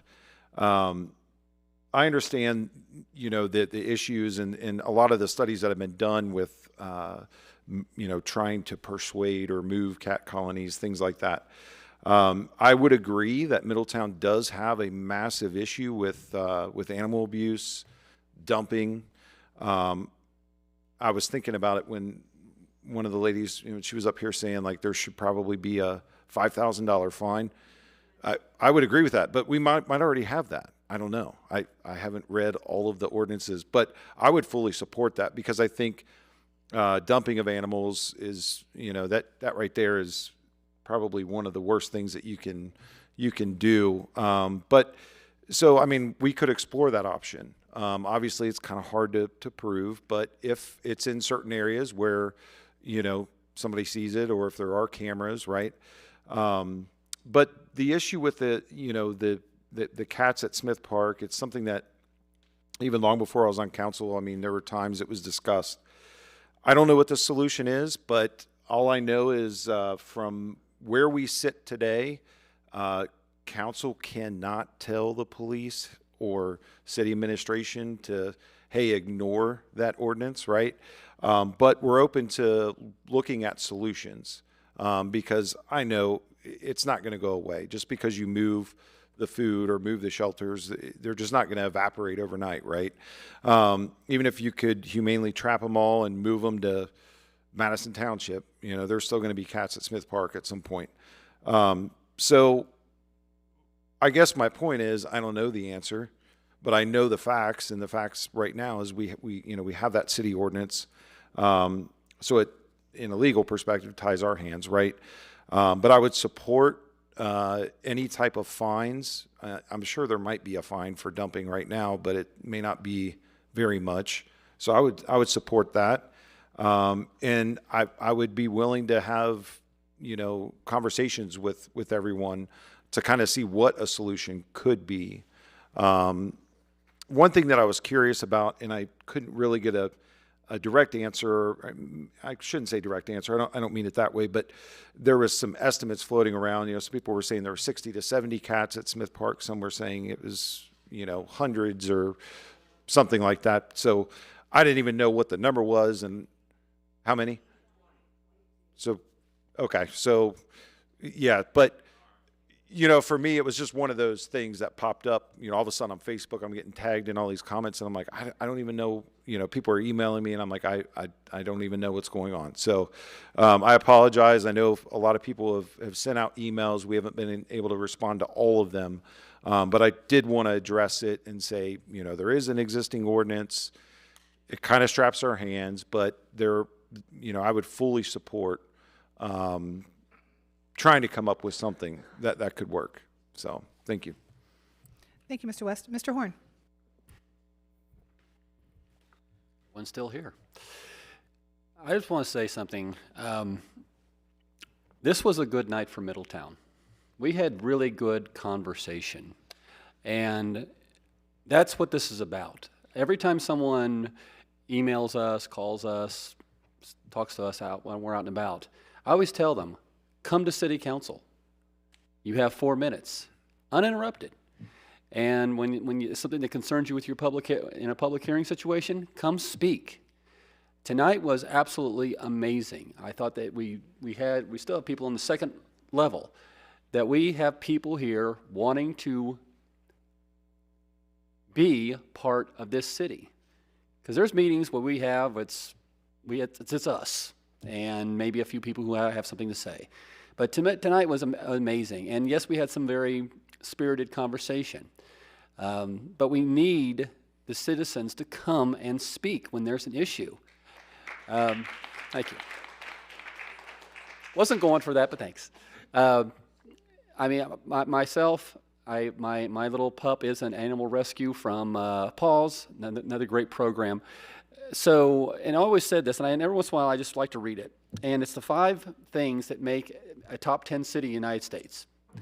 And it's health and wellness, education, resources for aging adults, strong sense of community, and financial health. Now, health and wellness is not just for the 2-legged folks, it's for the fur buddies too. So that is what makes a great city. And then tonight, did we not see, you know, strong sense of community? People who came here and said, I have to say something. And they're on the YouTube thing, it's there forever. But that is what we want. We want the engagement of our citizens, and sometimes it's going to be no. Sometimes it's going to be, let's look into that, and let's see what we can do to help. But if you don't come here and say something, we don't know. And we're here every first and third Tuesday, forever. So please continue to do that, and I greatly appreciate that, and I do appreciate the school district coming in, being passionate about their side of it. And I appreciate everyone that was discussing their concerns about our fur buddies. We have to also remember we have to follow laws, but we want to make sure that everyone is heard. Mayor? Thank you, Mr. Horn. I also just want to kind of follow on that, what Mr. Horn just mentioned about coming out to city council meetings to speak. It is the best way for us to hear you and hear your voice. Absolutely, hands down. I encourage everyone to share this with your friends and family. Please do come to city council meetings, and you can speak about anything. You've got 4 minutes to speak about what you wish. It is the #1 way. Of course, you can write letters, you can do emails and phone calls, but this is the best way to reach our ears. I also wanted to say that there have been many correspondences from residents to the city regarding the stray cat population at Smith Park, and that we will be discussing this issue during the next council meeting on April 15th, the next regular city council meeting in these chambers starting at 5:30. It'll be staff and city council, and I believe Ms. Combs, our city manager, might be speaking to that a little bit later tonight, perhaps. I think you just covered it. Okay, gotcha. I didn't know if you wanted to talk about like who will be there or not, but we can talk about that. Also, so I often talk about what's going on in the community, which I will do. But I did want to mention one thing that was mentioned earlier this evening was the transparency about how we appointed our city manager. It is up to, like Mr. Horn spoke about last time, it is up to the council how it's done. At the time, that was the thought, but things can and do change. So I just wanted to mention that. It is up to the city council, again, just repeating how the city manager is hired. So I just want to put that out there. So now I'll begin talking about what's going on in Middletown. So we want to talk about this week joining in for First Friday, this April 4th, for an Easter egg hunt for all ages. The kids' egg hunt will begin at Governor Square in downtown Middletown at 6 p.m. Adults can hunt for discount eggs at participating businesses, and please visit downtownmiddletown.org for more information. This Saturday, April 5th, is Spring Into the Pack, the Pendleton Arts Center located at 1105 Central Avenue in downtown from 11 a.m. to 6 p.m. They want you to help you welcome the season with a family-friendly celebration. This fun-filled event is the perfect way to kickstart spring with creativity, community, and local talent. For more information, please visit downtownmiddletown.org. Next Wednesday, April 9th, from 6 p.m. to 8 p.m., head to the MAC, our renowned Middletown Art Center, for a moss wall art workshop. The MAC, located at 130 North Verity Parkway, welcomes you to transform your home with greenery by creating your very own framed moss art. To find out more information, please visit, and to purchase tickets, please visit downtownmiddletown.org's monthly calendar. Also, please be sure to save the date for the next Middletown Trash Bash, which is on Saturday, April 26th, from 8:30 a.m. to 12:30 p.m. at 3 locations across the city, the bus terminal downtown, Brill Church, and the 1106 Young Street parking lot. For more information on what is accepted and vouchers offered, please visit cityofmiddletown.org and click on View All News under the heading Latest News. As a reminder, the City of Middletown accepts applications for our boards and commissions throughout the year, so if there is something that you have an interest in and you wish to give back to your city in this way, please do submit your application. To learn more, please visit the city's website at cityofmiddletown.org. Lastly, and as always, there are many ways to get involved with your community and give back. Join a board or committee, run for office, apply for a job with the city, volunteer at the hospital, pick up trash in your neighborhood or park, plant a garden in your yard, smile at a neighbor, find joy and satisfaction for a job well done in whatever work you do, or just have a positive and giving attitude. Find something that you can do regularly and give back. We are all connected and we are all in this together. The care of our city is an adventure in which we all get to share. And that is all for me tonight, and this concludes council comments. And I'll give some time to allow people to leave. If you need to speak, yes, it's getting a little loud. Thank you.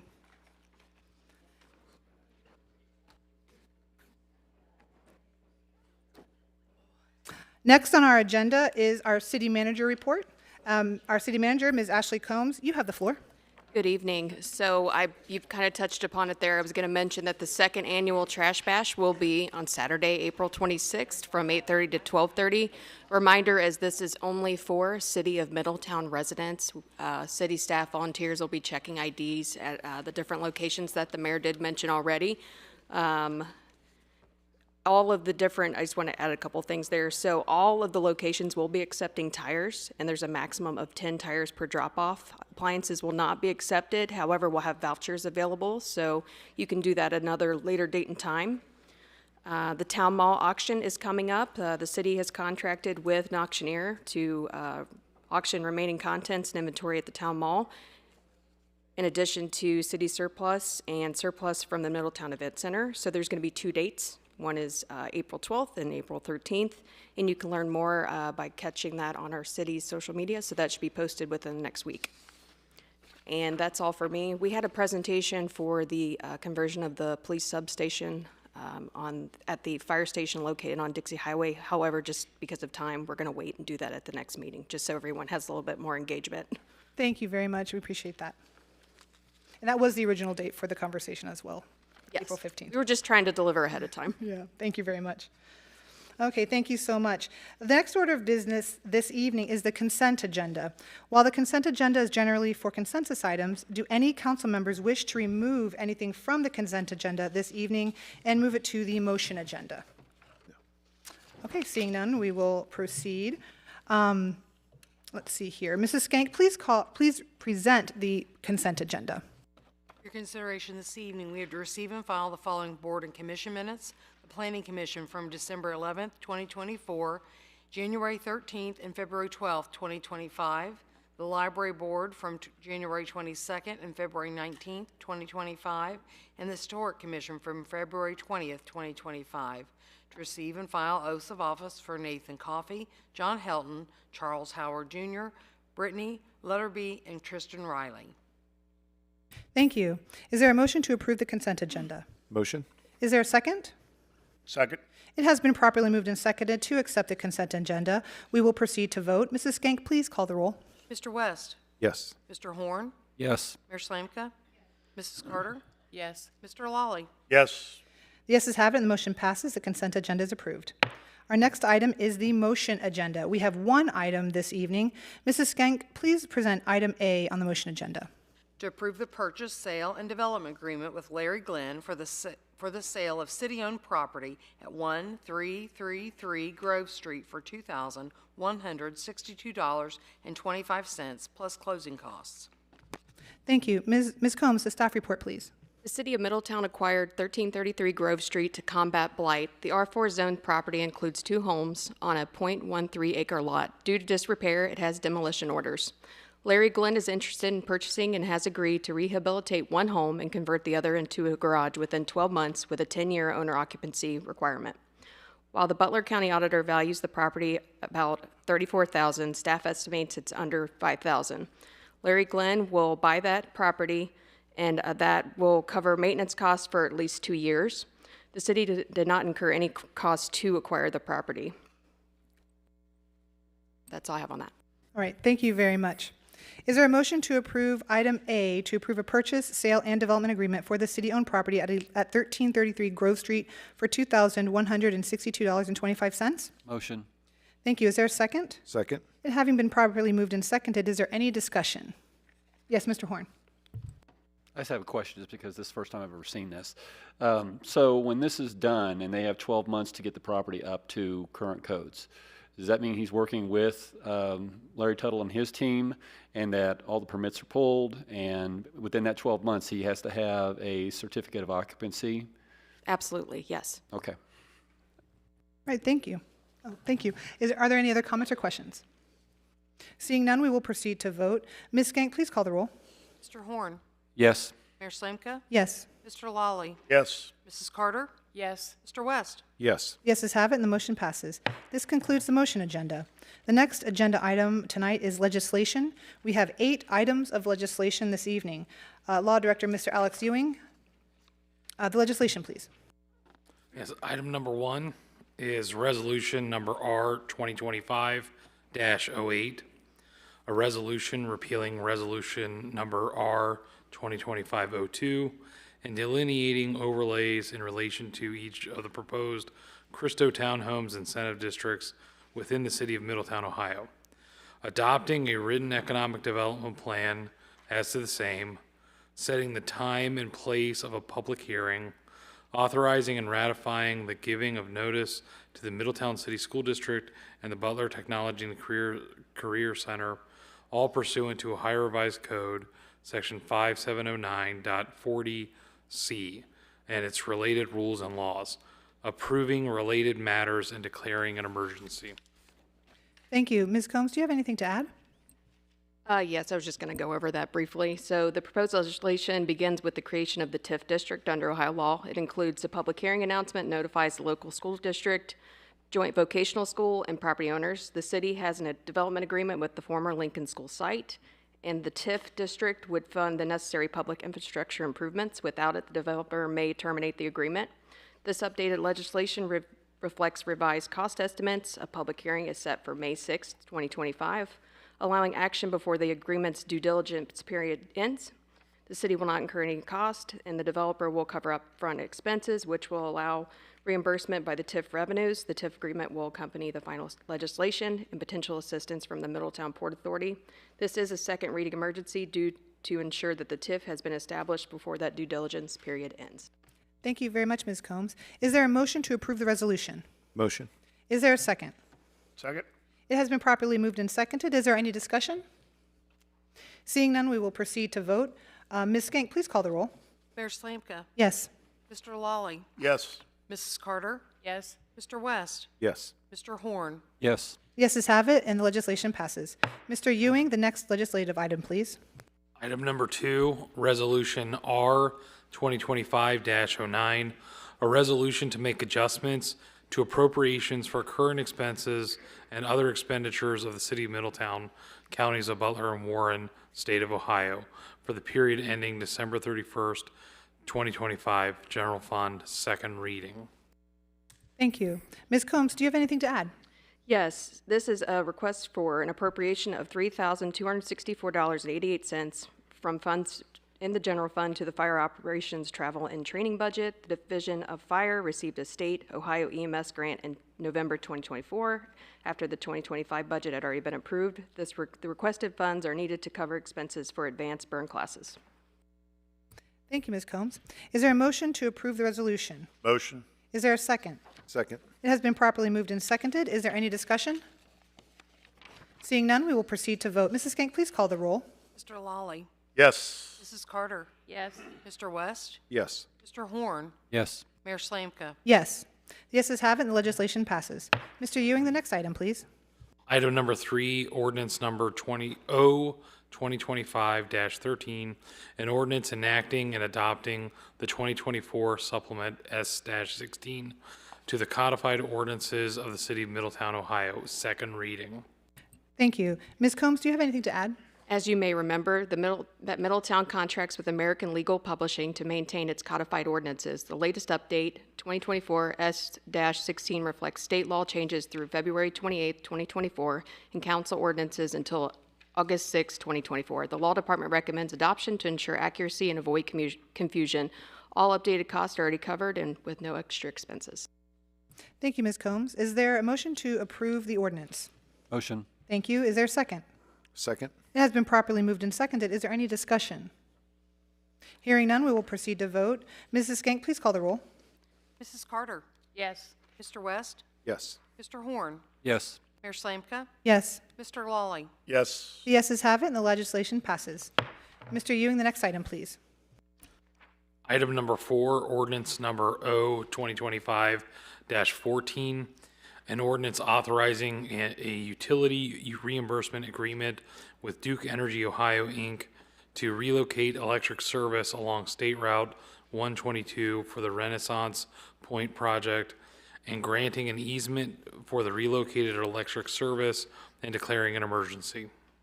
Thank you. Ms. Combs, the staff report, please. Legal counsel and staff have been working with Duke Energy since last fall on the relocation of 7 power poles to facilitate the planned improvements to State Route 122, which are a part of the Renaissance Point development project. They have successfully resolved the issues with Duke Energy and have agreed to share the relocation costs. The city's portion of these costs amounts to $353,561, and an amended easement will be required. Staff request emergency approval to avoid delays on the State Route 122 improvements. Thank you, Ms. Combs. Is there a motion to approve the ordinance? Motion. Is there a second? Second. It has been properly moved and seconded. Is there any discussion? Seeing none, we will proceed to vote. Mrs. Skank, please call the roll. Mr. West. Yes. Mr. Horn. Yes. Mayor Slamka. Yes. Mrs. Carter. Yes. Mr. Lawley. Yes. The yeses have it, and the legislation passes. Mr. Ewing, the next item, please. Item number 5, ordinance number O 2025-15, an ordinance establishing a procedure for and authorizing a contract with Duke Energy to install an electrical transformer and line extension for new Fire Station 85 and declaring an emergency. Thank you. Ms. Combs, the staff report, please. This is to request approval for an agreement with Duke Energy to install transformers and line extensions for Station 85. The site for Station 85 is a new development lacking necessary transformer and line extension for electricity. According to Duke, the city is required to pay 40% of the total cost for transformers and line extensions, totaling $30,269.43. Duke Energy is the sole provider of these services, and this is an emergency to stay on contract with the subcontractors. Thank you. Excuse me. Is there a motion to approve? Motion. Is there a second? Second. It has been properly moved and seconded. Is there any discussion? Seeing none, we will proceed to vote. Mrs. Skank, please call the roll. Mr. Horn. Yes. Mayor Slamka. Yes. Mr. Lawley. Yes. Mrs. Carter. Yes. Mr. West. Yes. Yeses have it and the legislation passes. Mr. Ewing, the next item, please. Item number 6, resolution number R 2025-10, a resolution to make adjustments to appropriations for current expenses and other expenditures of the City of Middletown, Counties of Butler and Warren, State of Ohio, for the period ending December 31st, 2025, and declaring an emergency. General-police radios, no action requested until April 15th, 2025. Thank you, Mr. Ewing. Ms. Combs, the staff report, please. This request asks for funding to purchase 10 Motorola radios at $65,586.26 to equip additional patrol officers as specified in the 2025 budget. While the 2025 budget includes funding for more patrol officers, it does not account for the cost of new radios. Currently, no spare radios are available to the newly hired officers. There is a request for council authorization to purchase those 10 new radios for new hires and 2 spare radios for replacements. There's no alternative option. An alternative option is to use the outdated model, which Motorola no longer services. A second reading emergency is requested due to the 6-month lead time to order those new radios. Thank you very much, Ms. Combs. As this is a second reading emergency, there is no action to be taken at this time. However, is there any discussion from council? Yes. Mr. Lawley. I would like to propose that we raise that number to 11 and put an additional $6,586.26 in there for an 11th radio. And my purpose for that is that we should have a radio for the city manager. The reason for that is I think it's very important that the city manager be able to be in instant communication with major emergencies that are going on. For example, Sunday night when the tornado sirens went off, I called Ashley and said, hey, the tornado sirens are going off. Do you have your radio? And she goes, no, the radio they have given me is on its last leg, and it doesn't hold much of a charge.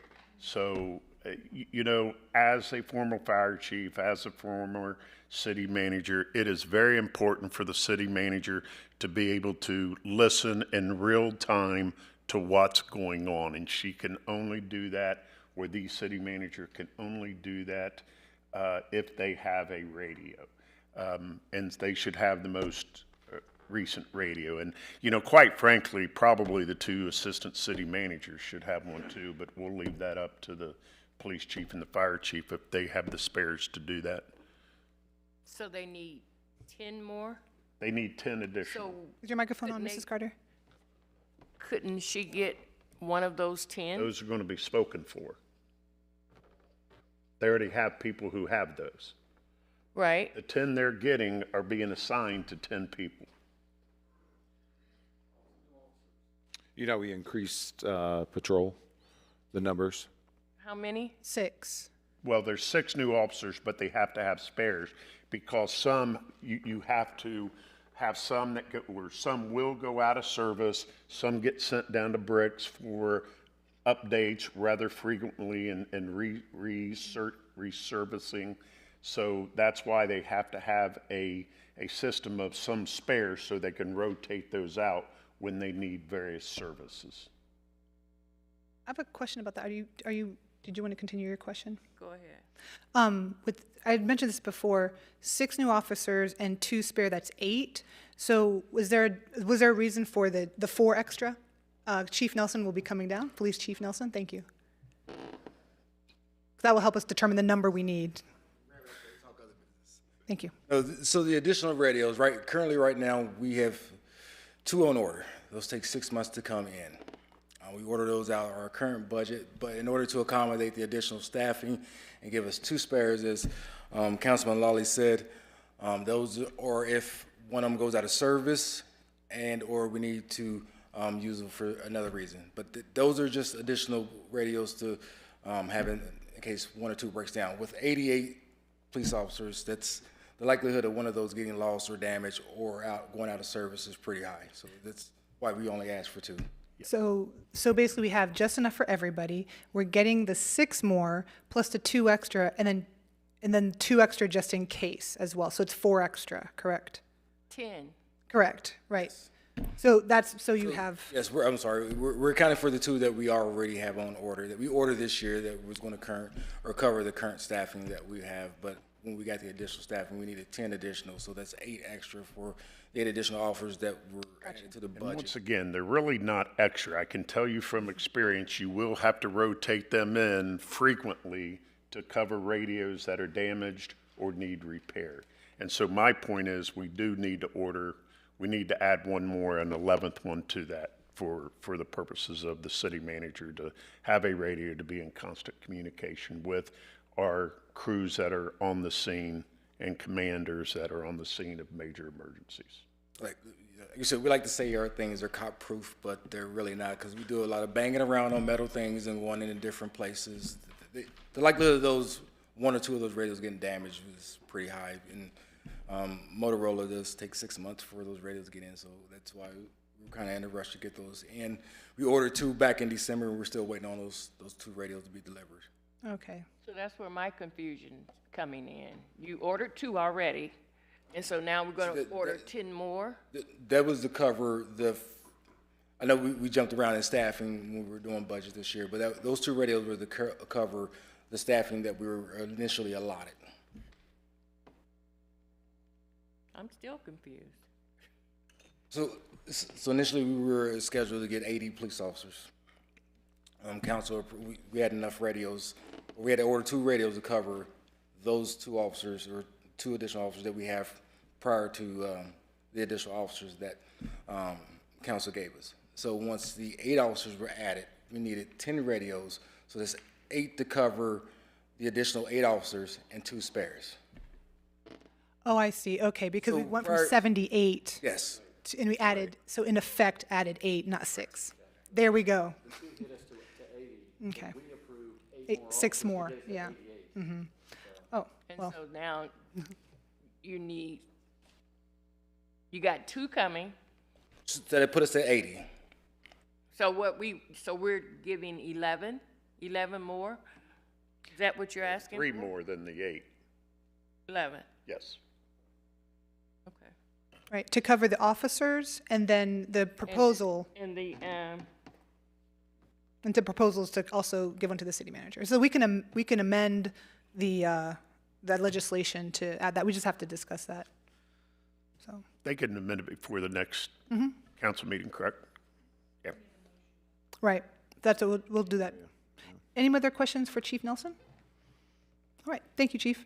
So at this point, the conversation can move. Is there a motion to amend the legislation to change the number from 10 radios to 11? Motion. Is there a second? Second. It has been properly moved and seconded to amend the legislation. Is there any discussion? Any further discussion? Hearing none, we will proceed to vote on the motion. Mrs. Skank, please call the roll.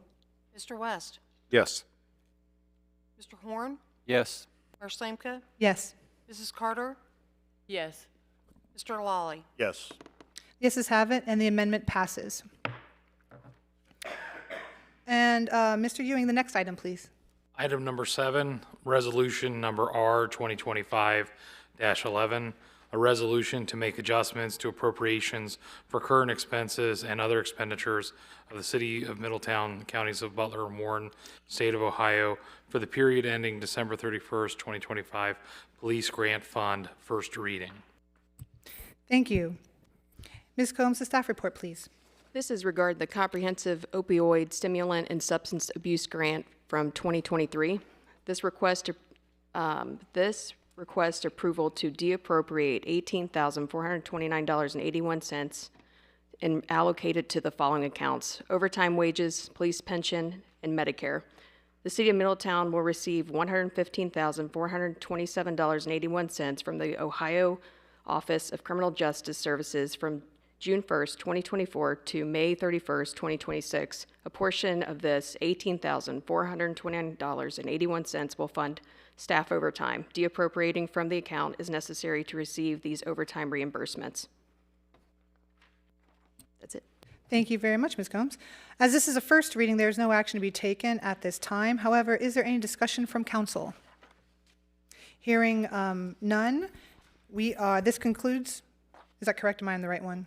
No, there's one more. Mr. Ewing, the next one, please. Yes, item number 8, Ordinance number O-2025-16, an ordinance providing for the issuance and sale of notes in the maximum principal amount of $5,500,000 in anticipation of the issuance of bonds for the purpose of paying the costs of designing, engineering, constructing, acquiring, renovating, and improving various municipal infrastructure, permanent improvements for the Renaissance Arena District project, including water mains, sanitary sewers, and storm sewers, public roads and streets, and related curbs and gutters, grading, landscaping, and otherwise improving the sites thereof, and equipment and appurtenances as may be necessary in connection therewith. First reading. Thank you, Mr. Ewing. Ms. Combs, the staff report, please. The proposed legislation authorizes the finance director to issue new bond anticipation notes to pay off existing bans from 2024 related to the Renaissance Point development project. The city previously issued $5.5 million in bans for Phase 1 improvements and land acquisition in 2024. This legislation allows for up to $5.5 million in new bans to refinance the existing debt for one more year until it can be transitioned into long-term bonds. The maximum debt includes issuance costs, assuming that the city doesn't use other funds to reduce the principal from the surrounding TIF districts. This pending amendment to the development agreement with the Warren County Port is expected soon. The financial impact to the city is minimal, with potential increase in debt of approximately $50,000 for issuance costs, which fall under acceptable TIF revenue projections. Should the city council opt against the legislation, other actions will be required to prevent default on the existing bans due in June. Thank you, Ms. Combs. As this is a first reading, there is no action to be taken at this time. However, is there any discussion from council? Mr. Horn. So this is just a question. This is what I'm saying. This is all the civils. This is everything that's underground that we're doing. So I just noticed that Duke charges us a lot of money for underground and transformers and such like that in my world. Is Duke covered in this, or is that something completely different? It'll be covered. It's covered in this? Yes. Okay. It wasn't listed, so I just thought I'd ask. Thank you, Mr. Horn. Any other comments at this time or questions? Hearing none, that concludes legislation for the evening. The next item on the agenda is unfinished business. Do any council members have anything that they would like to bring up under unfinished business? I have one thing. Mr. Lawley? Would it be possible to get an update at the next council meeting from the fire chief on where we're at in the construction cost for the new fire stations? The article that appeared in the news a couple weeks ago alluded to headquarters station was $10.5 million, and wow, that seemed awful. I didn't realize that headquarters was that much, and if it is, where are we at with the remaining two? And because I think the amount we looked at financing or doing the bonds was like somewhere around 24 million. Well, 26 million. So where are we at in regards to that, and where are we at in relation to the soft cost? So I would like an update on where we're at in that, because and I get it, the newspaper article was probably wrong. I did ask Tom, and he was going to check into it. He thought headquarters was somewhat over $9 million, but I thought even that was a little bit higher than what the last numbers app and them gave us. If we could get an update on where we're at and where do we think we're going to land at the completion of the two stations. Thank you. Get that to council. Thank you. Any other council members have anything under unfinished business? Hearing none, we will continue. The next item on the agenda is new business. Do any council members have any new business that they would like to speak about this evening? Mr. Horn. At one time, Paul's was in Middletown, and for some reason they moved to Monroe. And again, because my dog was a rescue there and I actually volunteered there, it's kind of fun to do. But talking to those folks, the first 2 years, their trustees actually paid their mortgage off.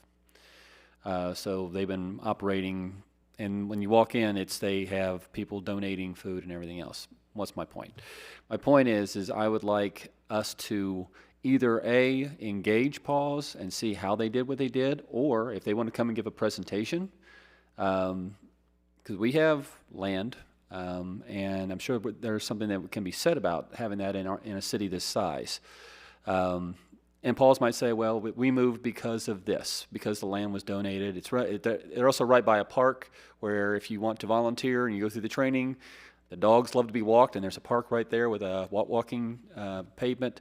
But I think maybe we should look at that, and maybe that's our May 1st or May 3rd meeting of what does that look like? I mean, obviously we just can't keep printing money down in the basement here, but at least engage that, because we had a lot of people here concerned about that. And to me, that's the correct way. And we see that with Paul's and the SPCA, that animals are better to be in that environment where they actually have the medical treatment they have. They get spayed or neutered, and then it makes it where they can be reintroduced to people. Because when I noticed at Paul's, they actually would have signs where certain dogs, I'm going to go too far on this, but they actually had, one of the signs said staff female, because they actually found the dog in Smith Park, and apparently the dog would get aggressive or scared when a male with a ball cap came at him. So that's how deep Paul's gets, where they try to get in the mindset of the animals, and the same thing with cats and such.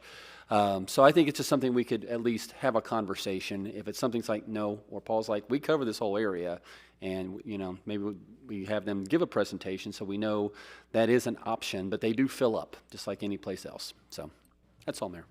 Thank you, Mr. Horn. Do any other council members have any other new business? Nope. I would like to ask, earlier we talked about this meeting, about the possibility of a school-city meetings, just maybe to begin that conversation and see how that might look and what that might entail. And then also, earlier tonight, we talked about the possibility of looking for, if we have any ordinances about fines for dumping animals, just interested to see if we have anything like that on the books. Yeah, absolutely. We'll look into it. Thank you so much. Any other council? All right, thank you. Hearing none, that concludes new business. The next item on the agenda is executive session. Do I hear a motion to move to executive session under the authority of, ORC 121.22G1 to consider the appointment, employment, dismissal, discipline, promotion, demotion, or compensation of a public employee or official, and under the authority of ORC 121.22G2 to consider the purchase of property for public purposes or for the sale of property at competitive bidding if premature disclosure of information would give an unfair competitive or bargaining advantage, and under the authority of ORC 121.22G8 to consider confidential information related to the marketing plans, specific business strategy, production techniques, trade secrets, or personal financial statements of an applicant for economic development assistance, or to negotiations with other political subdivisions respecting requests for economic development assistance, provided that both of the following conditions apply. 1, the information is directly related to a request for economic development assistance that is to be provided or administered under any provision of Chapter 715725, 1724, or 1728, or Section 701.07, 3735.67 to 3735.70, 5709.40 to 5709.43, 5709.61 to 5709.69, 5709.73 to 5709.75, or 5709.77 to 5709.81 of the revised code, or that involves public infrastructure improvements or the extension of utility services that are directly related to an economic development project. And 2, a unanimous quorum of the public body determines by a roll call vote that the executive session is necessary to protect the interests of the applicant or the possible investment or expenditure of public funds to be made in connection with the economic development project. Is there a motion? Motion. Thank you. Is there a second? Second. It has been properly moved and seconded. We now will vote. Mrs. Gank, please call the roll. Mr. Slamka? Yes. Mr. Lawley? Yes. Mrs. Carter? Yes. Mr. West? Yes. Mr. Horn? Yes. The yeses have it. We will now move to executive session.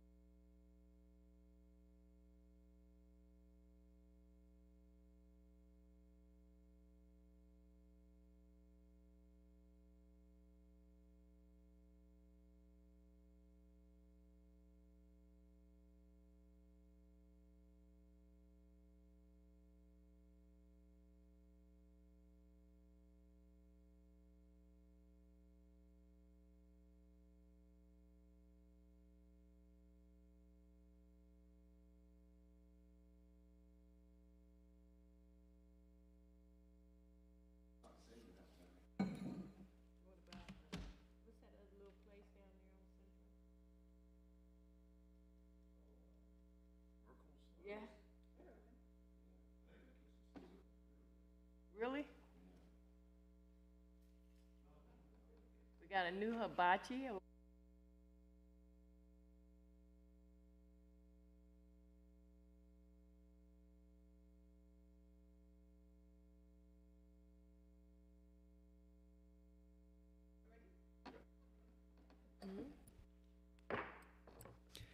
Do we have a motion to return to open session? Motion. Do we have a second? Second? It has been properly moved and seconded to return to open session. We will proceed to vote. Mrs. Skank, please call the roll. Mr. Lawley? Yes. Mrs. Carter? Yes. Mr. West? Yes. Mr. Horn? Yes. Mayor Slamka? Yes, the yeses have it, and the motion passes. Council will now return to open session. Is there a motion to approve the employment agreement between Ashley Combs and the City of Middletown to serve as city manager? Motion. Is there a second? Second? It has been properly moved and seconded. Is there any discussion? Seeing none, we will proceed to vote. Mrs. Skank, please call the roll. Mr. Horn? Yes. Mayor Slamka? Yes. Mr. Lawley? Yes. Mrs. Carter? Yes. Mr. West? Yes. The yeses have it, and the motion passes. Congratulations. Thank you.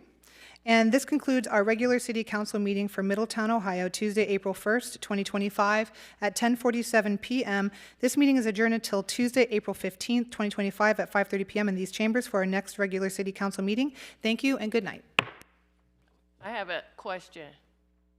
Can we buy the theater across the street from Town Mall? This